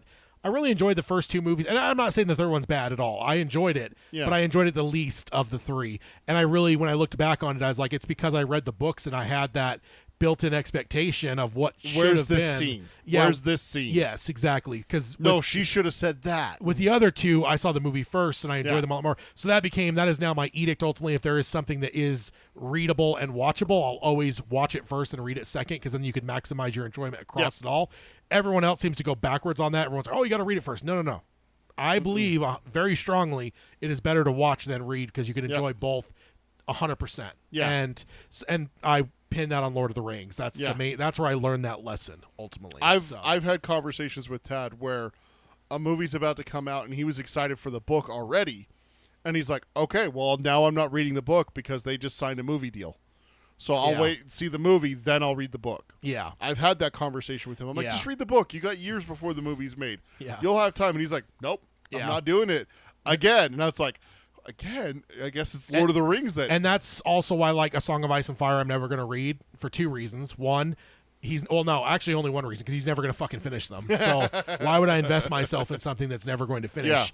But ultimately, people told me that back when I was geeking out on that show and like waiting between seasons. People are like, that's Game of Thrones, by the way, for anyone who doesn't know. Yeah, it's like, oh, go read the books. And I'm like, no, absolutely not. For two reasons. One, I want to see it all play out before I read it. That's my rule. And two, it doesn't look like he's going to fucking finish those books. So why would I sign up for an open-ended thing, right? Like, just to be left hanging. Yeah, it's like Dark Tower. Neither of us experienced the terror of like King getting in an accident and thinking like, oh my god, we're not going to finish the series. By the time we both came to it, he was finishing the series. But it's like that element of like they had published dates listed when we started reading them. Yeah, exactly, because it was after the accident, so he would have written. I think by the time I started, it was about the time that the 5th or 6th book came out. So either way, I didn't have that worry, but there is that worry that a lot of readers felt. Yeah, where it's like, I'm never going to have this story finished. I feel like that's built into the Song of Ice and Fire stuff. So it's like, why would I ever invest myself in that? It's just. And when you're talking a Song of Ice and Fire, we're talking in between seasons for Game of Thrones, right? Where like you're waiting for the 5th season or the 6th season. And people are, oh, you should read it. You should read it. You're like, no, I'm not going to do that. Yeah, there's two reasons not to, but one of those reasons is now concluded because I've seen the entirety of the show. There you go. But it's ultimately that he's never going to finish it. If he ever did finish them, I'll read them. I'll pick him up and read them. I'm the same way. I'm not going to start something and not be able to finish it. I don't want to do that. No, it's bad enough to invest in a show that gets canceled. Yeah. It's like a fucking knife to the heart, and you're just like, oh. So one of the big things also that happened to make Lord of the Rings really important to Tad and I with a cornerstone, like it says here on the screen, a cornerstone to our early friendship. Because that was the other big thing, right? It was video games. That was the other one. Oh, yeah. You got me into Halo. Video games. That's what it was. But then this was the other. This is like if you had 4 pillars of our early friendship, that's what it would have been. And this is one the of original them. 3 was pro wrestling, Star Wars, and video games, specifically Halo. Yeah, because we played Halo so goddamn much during those years. Oh yeah. And then when Lord of the Rings started happening, and we both got into it randomly, you know, we just found out, hey, I watched Lord of the Rings last weekend. Oh, did you? I watched it a couple weekends ago with my cousin and my brother. Oh, that's cool. What'd you think? Oh, I like it. Oh, hey, so did I. It just kind of snowballed from there for us. I think there's a shared windbaggery to both of us as well. There's a reason we do two podcasts together. Yes. 2 podcasts together. Yes. And also, we've worked together a lot over the years. Yeah. It's I follow you everywhere, so it's just like I'm like a lost little Wookiee, and you just keep taking me in. You're like a bad penny. I can't get rid of you. And the funny thing is that we've had arguments.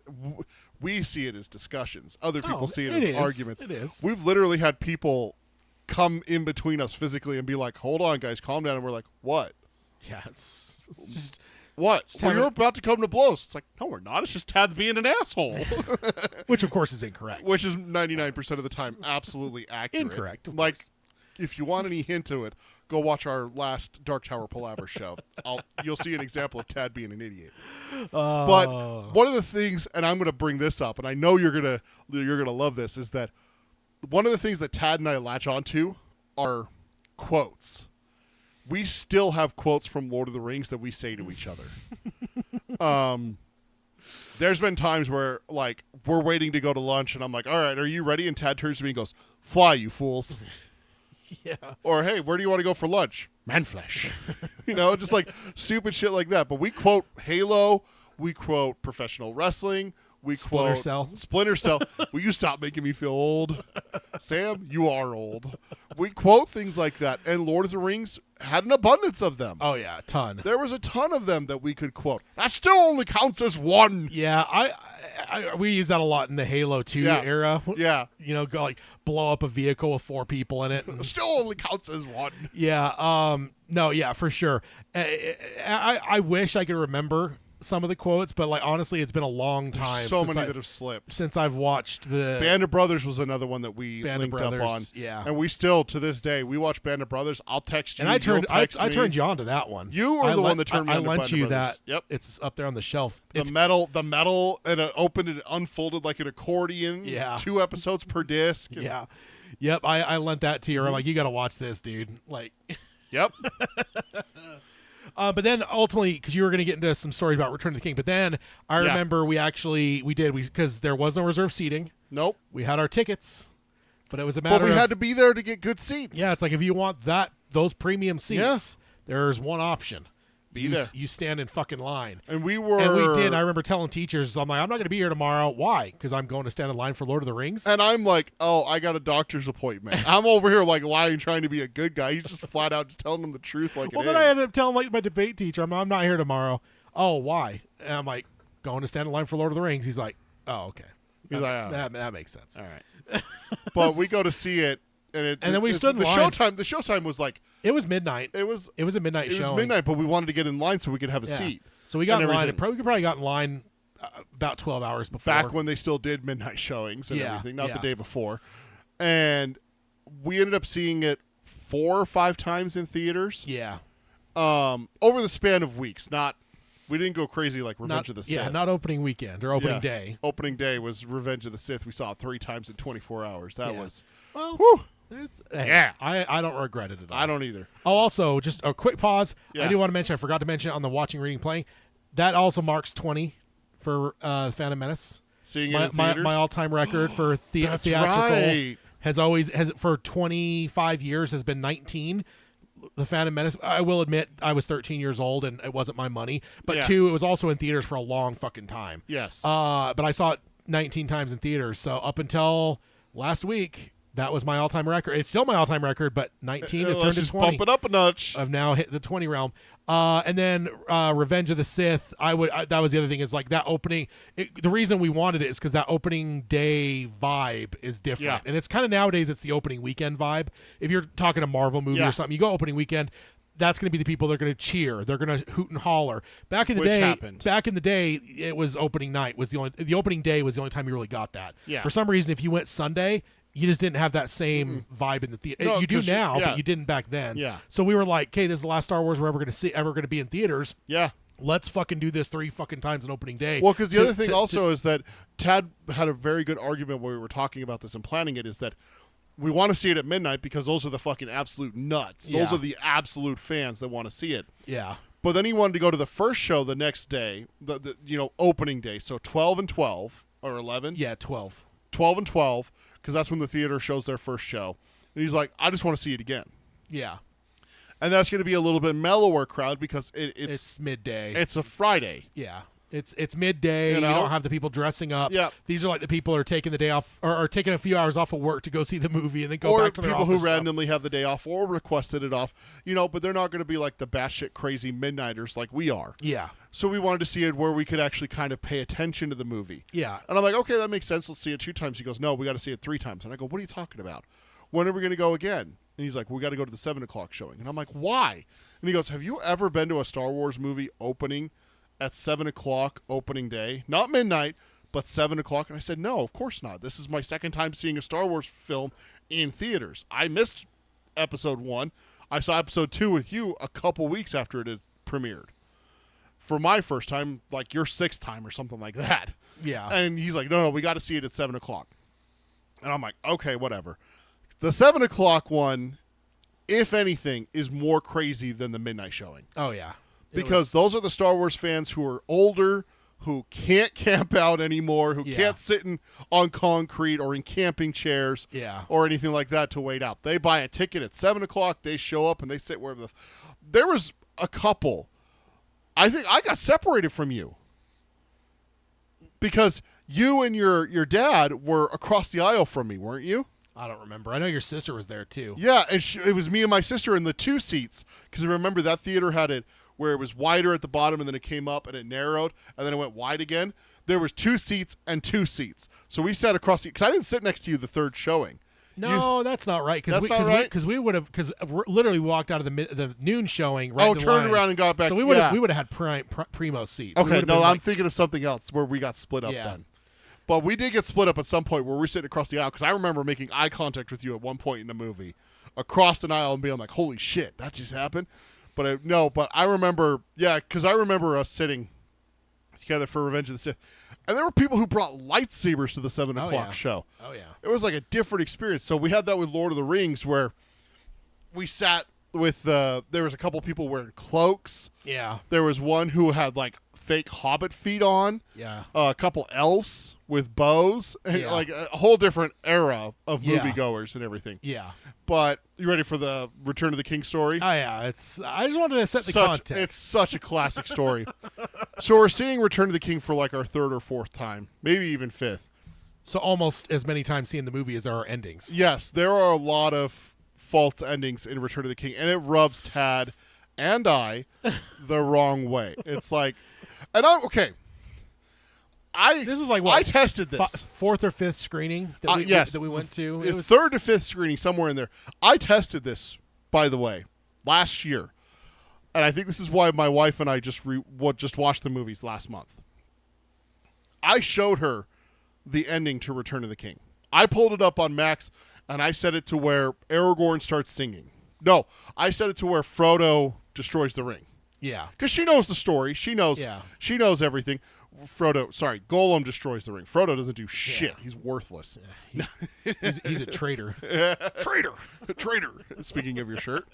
And I put it on from there. And I said, I want you to count the number of times you think this movie is over. And she counted 6. Yeah. She's never seen the movie. Okay, this is an objective point of view. This isn't someone trying to bash the movie, me going through and being like, oh, that's a cut. That's one. And other people will be like, I don't know about that. No, she's like, legit, I thought this movie ended 6 times before it actually ended. Yeah. 6. And you're like 3 hours in if you're actually watching the Yes. movie too. It's like, yeah. Your bladder's going. You don't want to miss a minute again because it's all so good too. It's such a great movie. Just the ending is just like, Peter Jackson, Yeah. just do it better. Yeah. And when I'm talking about fake endings, I'm literally talking the screen goes, It fades out. It fades to black. Or it pulls away into a panoramic and it goes to black. Like, Yeah. like this is an ending. This is how movies end. Yeah. And everything. And so we're Aragorn sings, the hobbits don't kneel, that kind of thing. We get up and we start to leave. And we're in the middle seats. We love the first raised row middle seats. That's our jam. It's the primo seat for everyone. It's our jam. Except for some- those freaks that like the back of the theater. The back of the theater where there's no one behind them. Yeah, Lincoln taught me that's not a good idea though. No? Back of the theater. Yeah, that's right. Well, you don't want to be up in like the special seats. Hey, if there was actually like boxes at theaters, I would fucking. Would sit you get there. a box Oh seat? God, yes. Yeah? Just That'd be kinda just cool. look down and chortle at people. Put your monocle in. I have money. But we get up to leave, and this guy sitting second to last or last seat goes, the movie isn't over yet. And Tad, without missing a goddamn beat, says, It should be. one of my fondest memories of this man. Because, dude, I had to stifle laughter. People are seeing the movie for the first time. I'm not going to be that dick that starts ruining people's experience at the end of Return of the King. So I'm trying not to laugh. I get out into the hallway, and I'm like, did you really just say that? He's like, yeah, it should be over. And he gives all this tirade for the next, 20 minutes about how it should have been over. We're going to the bathroom. We're washing our hands. I and he gotta take a leak, for God's sake. shouldn't have to sit through that shit. It goes to black and it. And none of the other endings really mattered to me at that point. I'd already seen him a couple times. It was just Right. it's like at this point I can be choosy of where I want to watch the movie until. Yeah. Because I just drank 47 ounces of fucking soda. Oh yeah, that was the So- thing. Also, is we always got big sodas and huge buckets of popcorn, and we always had to piss like racehorses, especially after a 3-hour movie. Yeah, yeah. I'm intrigued. Which we weren't used to back then. I'm intrigued what the extended in theater will be, because that's the other thing for me is I don't think I've watched them. I don't remember the date now, but it's either 2011 or 2014 is the last time I watched. It was the not movies. 2014. Because the last time was with your ex-girlfriend, right? No, Oh, it wasn't? Oh, no, okay. it was Oh, you and Hayden watched them. no. I've never watched them with him. Oh, really? Yeah, it was one point when I was taking a couple classes, and I literally was like doing some work, and I just had them on. So you watched I wasn't them. even really watching. Yeah. Yeah, so it's been a long time since I've watched them. And I watched them just last month with my wife, so I probably won't be seeing them in theaters. Just literally, there's no reason for me to go to the theaters for it. Yeah, I don't know. But my wife loved them. She Yeah. thought they were great films. She's like, wow, I understand why people are obsessed with it. This is great. And there's lore. There's the elves. There's the men. There's the hobbits. Dwarves. Dwarfs The and best everything ones. like that. Toss me. Don't tell the elf. Oh man, I love it. My wife's favorite character. Gimli's the best. My wife's favorite characters were Merry and Pippin. Yeah, She loved those little hobbits. When she thought that they died, she was so upset. yeah. I feel like I'm trying to think of all the quotes, man. I think didn't we have some Treebeard ones? Oh yeah. Like, I don't know. We quoted it a lot throughout like high school, that tail into high school, and because that would have been into senior year would have been. You 2000 named you had a SUV in high school. You named it Shadowfax. Yeah, that's Because I've always been big on naming cars. It's just kind of a thing that I think it's funny to name your car instead of like, hey, go get in my Buick. It's hey, go get in the Granny Mobile. yeah. You know, it's just it has a name. It's a car. You know, Yeah. if I'm going to spend that much fucking money on something, it's going to have a name. Do you in terms of like overall like experience watching them recently? What's like Yeah. how do you feel about them now? In A lot better. all these decades later. Yeah, a lot 'Cause better. I remember on like the DVD like days, you and I both would just like skip a lot of the Frodo and Sam Yeah. stuff. We just like just get to the other side of it. Which was we wanted the action. Yeah. We wanted where we thought the story was moving forward, and the Frodo and Sam stuff was just boring as hell and everything. Yeah. But rewatching it and everything, it really kind of opened my eyes that I had been soured towards Lord of the Rings unjustly. Yeah. Because after Return of the King came out, a couple years later, we had Revenge of the Sith came out, and a lot of people had some criticisms for Revenge of the Sith. Oh, the acting is that it's so terrible. Fools, man. Fools. The prequels are such garbage. Look at real cinema. It's Lord of the Rings. And it kind of just like rubbed the Star Wars fan the wrong way. Right before, like, it was right as it was starting, like a long time ago for episode 3, some guy yelled, "The best one!" Yeah. And I'm like, I disagree a little bit because it's my number 2. Uh-huh. But still, Revenge of the Sith is a fucking banger. And it's just... But yeah, there was also the Lord of the Rings, Star Wars, like it became butting heads. It was like it was like a rivalry, and I'm like, Yeah. I never understood, like, because for one, like as much as I like Lord of the Rings, it's never going to be better than Star Wars for me. Yeah. And it's just not. So I wasn't real, and I bought into that a little bit, but over time, I just like. Well, forget that. it really kind of came to a head because like Return of the King pulled home 11 Oscars. Yeah. And that became like the linchpin argument for Lord of the Die Hard Lord. And this is also back in the era when we were on Internet Movie Database message boards. Yeah. Where we got into the Dark Tower and everyone's like Viggo Mortensen for Roland and no. Yeah. I don't know the number of times I saw Tad's username next to a fuck that or no, absolutely not or something. How unimaginative. Yeah. That's it for me. But I just remember going to those boards and seeing this is why Peter Jackson is better than George Lucas, and this is why Lord of the Rings is better than Star Wars. And it really kind of soured me because it's just like, and honestly, it's kind of come full circle now because Star Wars is doing that to me. The Star Wars universe, because they got bought out and they have this whole new expanded universe with Disney Plus shows and Solo and Rogue One and the Disney movies.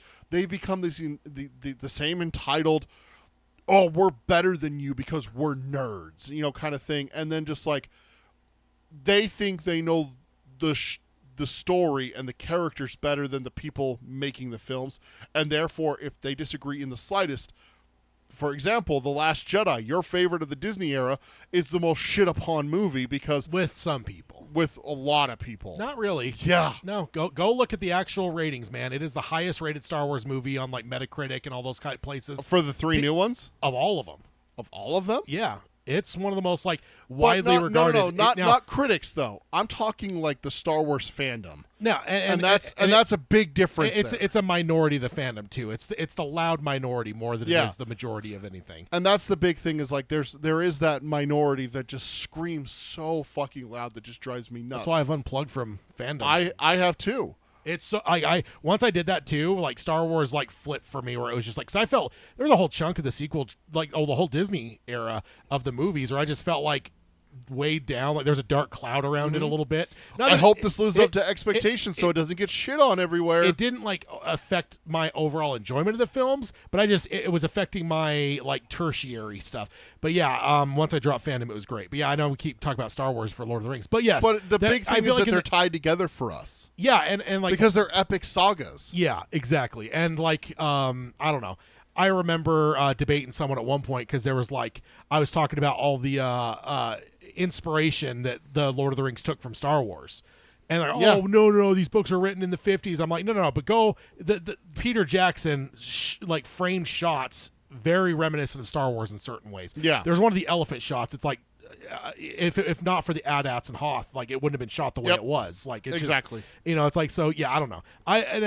So that was a bummer at the time, but ultimately long term, pulling away from that and just realizing I enjoy them for what they are. Of course, we're not going to talk about any of the future stuff like the Hobbit movies, which I've only ever seen one of because I didn't care for it. Yeah. But the big thing with so let's do this with Lord of the Rings. I want to change it up. I want to talk solely about Lord of the Rings for a little bit. Yeah. Who's your favorite character? I mean, it's already a question for you. You know. I know who it is, but they don't. Yeah, Gandalf is he's my boy. And that's the thing, and I think that's the same. We've talked about it a number of times with Star Wars. Is like I was always like, get me to the Yoda scenes, get me to the Kenobi scene. Like I've always liked like that mystical thing, even in Star Wars. So it's like, for me, it's no like surprise that the wizard is going to be my favorite character because there's just that higher power. Like I'm so badass that like even if I have a sword, I'm not going to draw it because like I can destroy you without it. Yeah, like I've always dug that kind of shit. So he's my favorite for sure. Aragorn's mine. Yeah, like the begrudging hero who has to come to the title and everything like that. That dude, I fucking love that story where it's the prince who left and was banished and now he's got to come back and save the kingdom kind of thing. Yeah. I've always loved those kinds of stories, Yeah. where the reluctant hero kind of thing. Yeah, I was going to say, it's not like the Luke Skywalker overall, but there's Luke Skywalker and Harry Potter are the two classic alternates where they don't know what they are. They're the chosen one. It's not the chosen one. It's I know what I am, and I don't know if I want to do it. But he is the chosen one in a sense, right? Like he's the heir. He's the redemption for But humanity. he knows that. Yeah, that's the difference between Aragorn and Luke Skywalker and like Harry. You haven't read Harry Potter or watched maybe it, he's but more that's like how Harry maybe Potter he's more is. like Anakin then. Yeah, because Anakin's the one that was told from the youngest age he's the chosen one, right? Because how easy is it for the chosen one to fall when they know what they are? Yeah. How easy is it for like Yoda warns again? We're coming back to Star Wars. Yoda warns Luke, like, you can fall. You can be like your dad and everything. Yeah. And that's why Aragorn always fascinates me, is because there's the reluctancy, dude, I don't want to be king because I know when a character's like that, they're a good guy. Yeah. Like, you don't have bad guys be like, man, I don't want power. No, they're Lex Luthor. They're give me all the power I can. I want to destroy Superman, kind of guy. Yeah.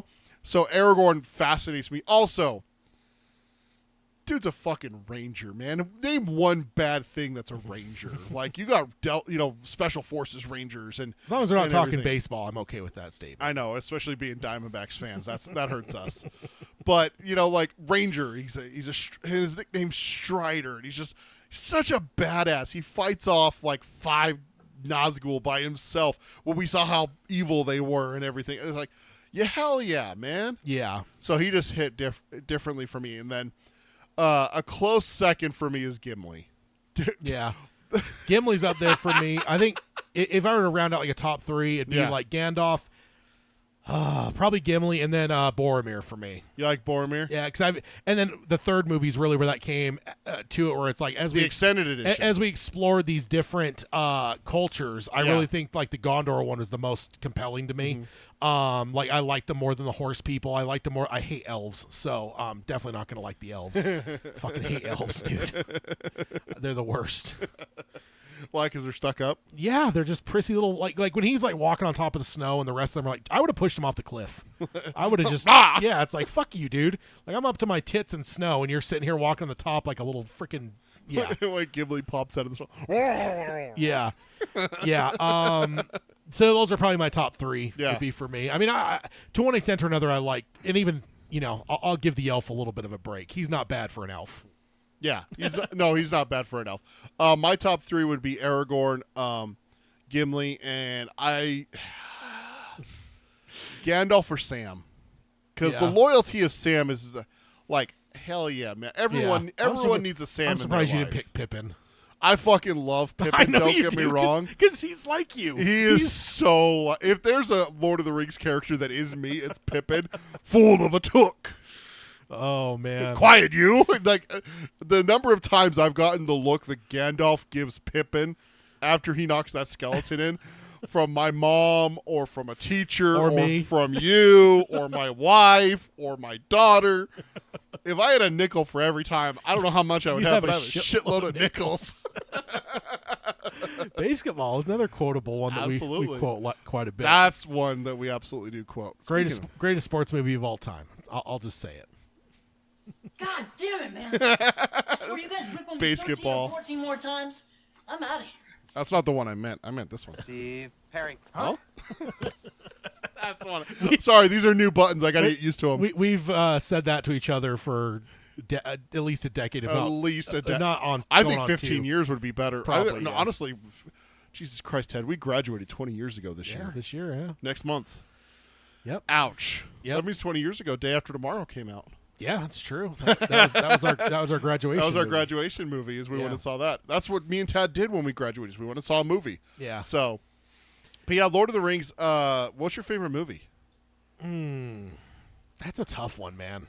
Again, because I'm so far removed from watching them, I just don't know if I really have a good handle on it. Yeah. It's funny because it's like I feel like 10 years ago, with the conversation, it probably would have been like Two Towers, Return of the King, and Fellowship for most fans. But yeah, I've been seeing a lot recently as Fellowship's getting reevaluated, and a lot of people are starting to put that as their number one. Yeah.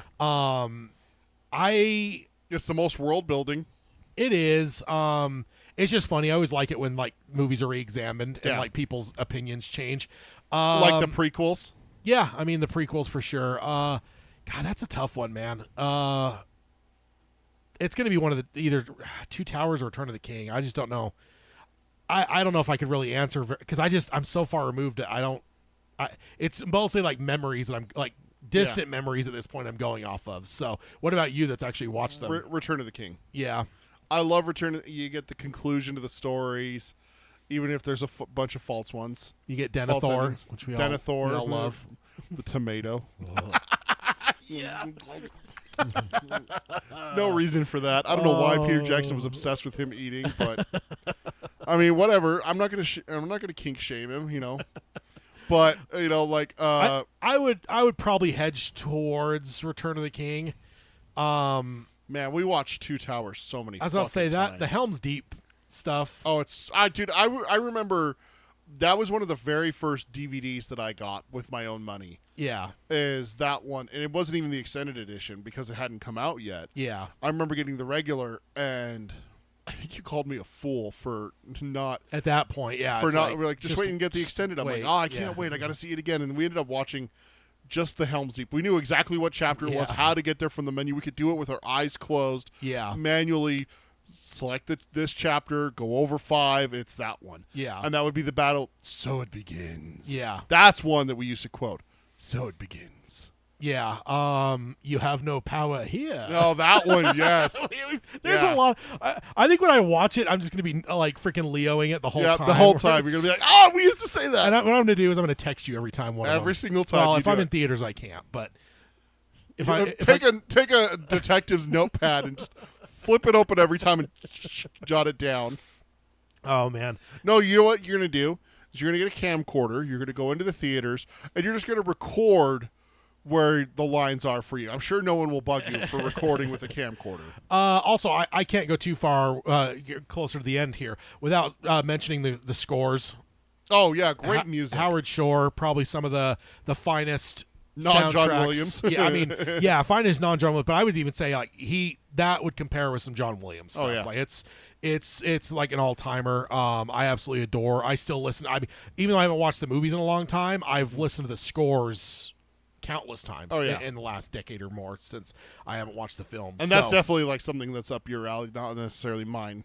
Yeah. Listening to scores and stuff like that. I got to give them credit because they actually came out within the last couple of years Lord of the Rings complete soundtracks, which literally means if there is a note of music in the films, it is on that disc, on That's those cool. discs. So it's like everything. I mean, you get the freaking bar song when they're going along at the Hobbit bar, like because whereas Star Wars, it's like you got like the Imperial March track, but you're not necessarily going to have like how like they use like a small part of it in like this When one. Vader walks into Cloud City. Yeah, exactly. So it's legit, and I'm like, give me that for Star Wars, please. Yeah. I just want every note, Everything. like, to this day, I still don't have those fucking war drums from Revenge of the Sith on a disc. Yeah. And that is a goddamn travesty. It is. But yeah, so I got to mention the scores. They're incredible. Some of the best music. I think they did a great job across the board. I think one of the best things I love too is for the human side. Like, you can see the difference between the Rohan and the Gondor Oh, people. yeah. You can see their costumes are different, their colors are different. You can just Even see like the beards. everything. Like they Yeah, had like Theoden has a great big old bushy beard. Yeah. And all the men around him have, Carl Urban's character. Yeah. I want to say Eowyn, but that's his niece. Eomer. Eomer has a beard, but a lot of the Gondor guys are clean shaven. I mean, Faramir Yeah. has a little bit of a goatee. Boromir has a goatee, but it's not full beard. Yeah. So you even have like the distinct looks like that. Distinctions. The ones the Rohan are more horse driven. Horsepower, they have more horsepower. But then Howard Shore, he does different musical cues for the two. Yeah. Like, not, I don't want to say races. What would you call it? Cultures. Like, there's different Countries. There's a Rohan theme. There's a Gondor theme.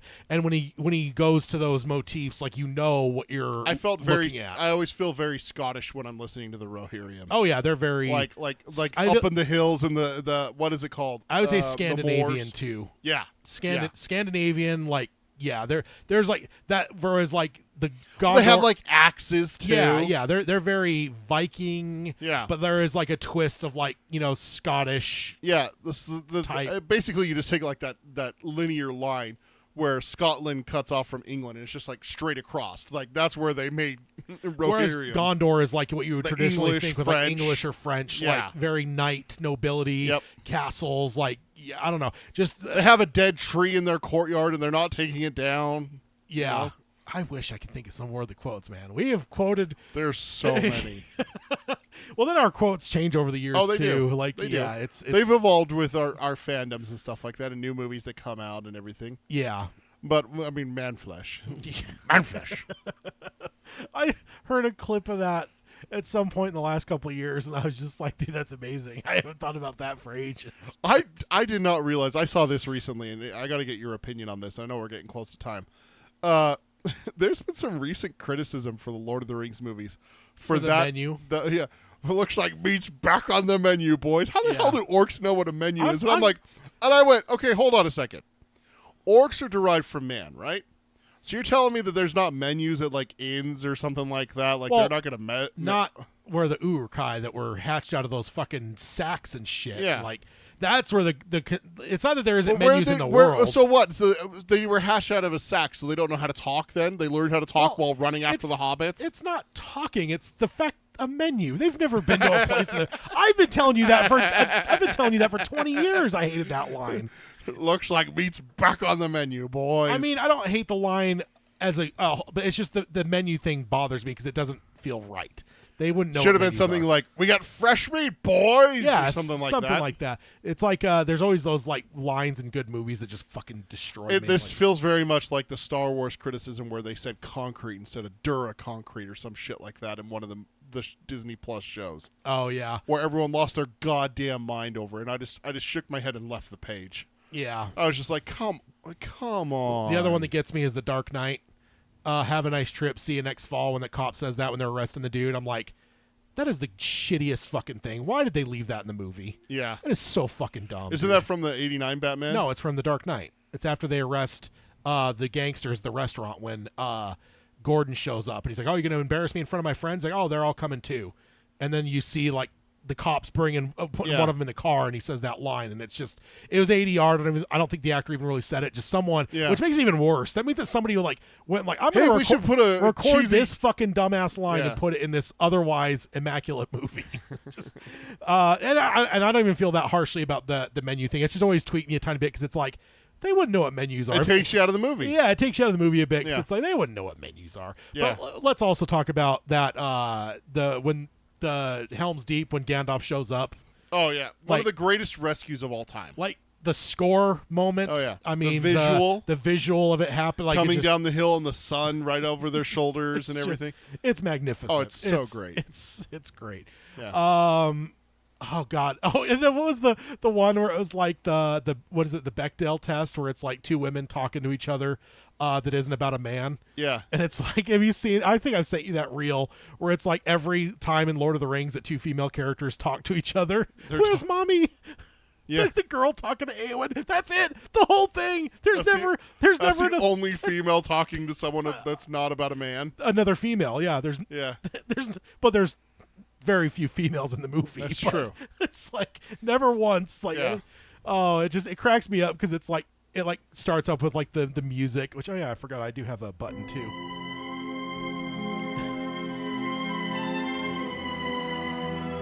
But it like starts with that. Yeah. And then it says like, every time a woman talked to another woman in Lord of the Rings, and it plays that one clip, and then it shows like directed by Peter Jackson. You can fit it all in a reel. Isn't that test supposed to be where two women talk and it's not about A man. They're not talking about a man. Yeah. Yeah. Okay. I just want to make sure because it gives some validity to like that. A female Sexist, character yeah. has some other thing in her life other than a man. Yeah. And there's at least two women in the thing. Yeah. It's crazy how many movies fail that. But Yes. I will give Lord of the Rings credit though. There's just not that many female characters. Period. Which I don't isn't necessarily saying that's a good thing. No, it's just saying but that honestly, when you look at it, it's medievalish.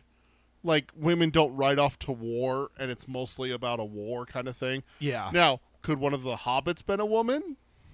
Could two of them have been a woman? Yeah. Maybe. But also, J.R.R. Tolkien wrote this back in the 50s. Yeah. So have you watched the Theoden speech since he passed away? not since he passed away. No. I have. Once I heard it, I was like, all right, I'm pulling the scene up. Just watching. Such a good speech. It's so good. Ride for wraths, ride for ruin. Yeah. And the Red Dawn. I fucking love that speech. Aragorn's speech is good in Return of the King, but it's got nothing to say. Oh no, yeah, it's untouchable. Yeah, no. Ultimately, and I know this is kind of a 10,000-foot view too. Like, Yeah. we probably have a future episode where we go deeper into like the movies individually or whatever. But like, I don't know. This is a big part of our Oh, yeah. early friendship, and It's one of the things that we bonded over that was new. yeah, Like we had Lord of the Rings before we had Attack of the Clones, but it really was like the no, that would have been after, right? Didn't you say December they came out? yeah. Attack of the Clones came out after Two Towers did. No, No, it came out summer. Right. But Fellowship came out before. That's what I meant. Yes. Fellowship came out before, and we were all excited about Two Towers and everything like that because we Yeah. both watched Fellowship finally when it came out on DVD and VHS. Yeah. And for those of you that don't know what a VHS is, look it up. and we saw Star Wars, and we more bonding, and it's just the newer stuff. Yeah. Something new, not something just necessarily like rehashing old stuff. Yeah. Which is why when Halo 2 came out, just another thing for us, Yeah.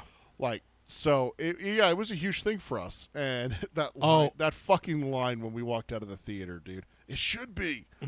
Fuck. Also, what about those hack and slash games? Oh, those are great for the games. second two movies. Those are great games. Yeah, the Two Towers and the Return of the King, hack Yeah. and slash PS2 era games.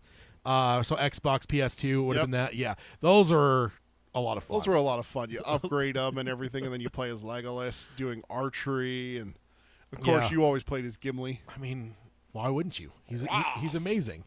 Very very dangerous over short distances. We dwarves are natural sprinters. Legolas, what did you do that for? He was twitching. That's because my axe is embedded in his nervous system. Oh, man. Again, another line. How does a dwarf know what a nervous system is? That I'm not as worried about, like, because that makes sense. And even like if it would have been like a Hobbit or someone that would have said menu, like fine.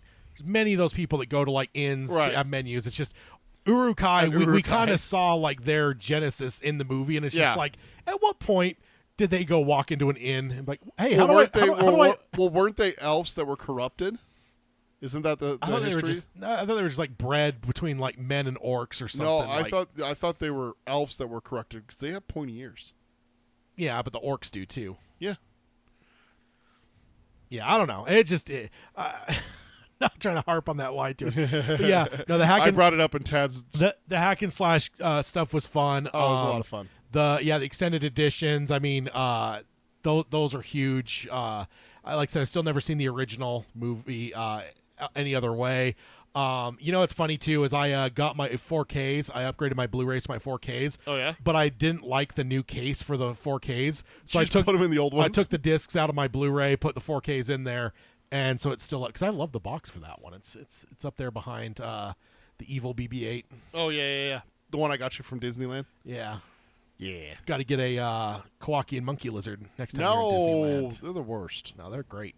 I saw a video recently that was talking about most hated characters, and they pulled up, I don't remember who. I remember Wicket was one of them, and then there was someone else, and then Kowakian monkey lizard, Salacious Crumb was on there, and I'm like, I don't like that. That makes me angry. All right, so yeah, that's it for this discussion. Like I said, so this is kind of one of those 10,000-foot views. We'll probably have more conversation about Lord of the Rings at some point in the future.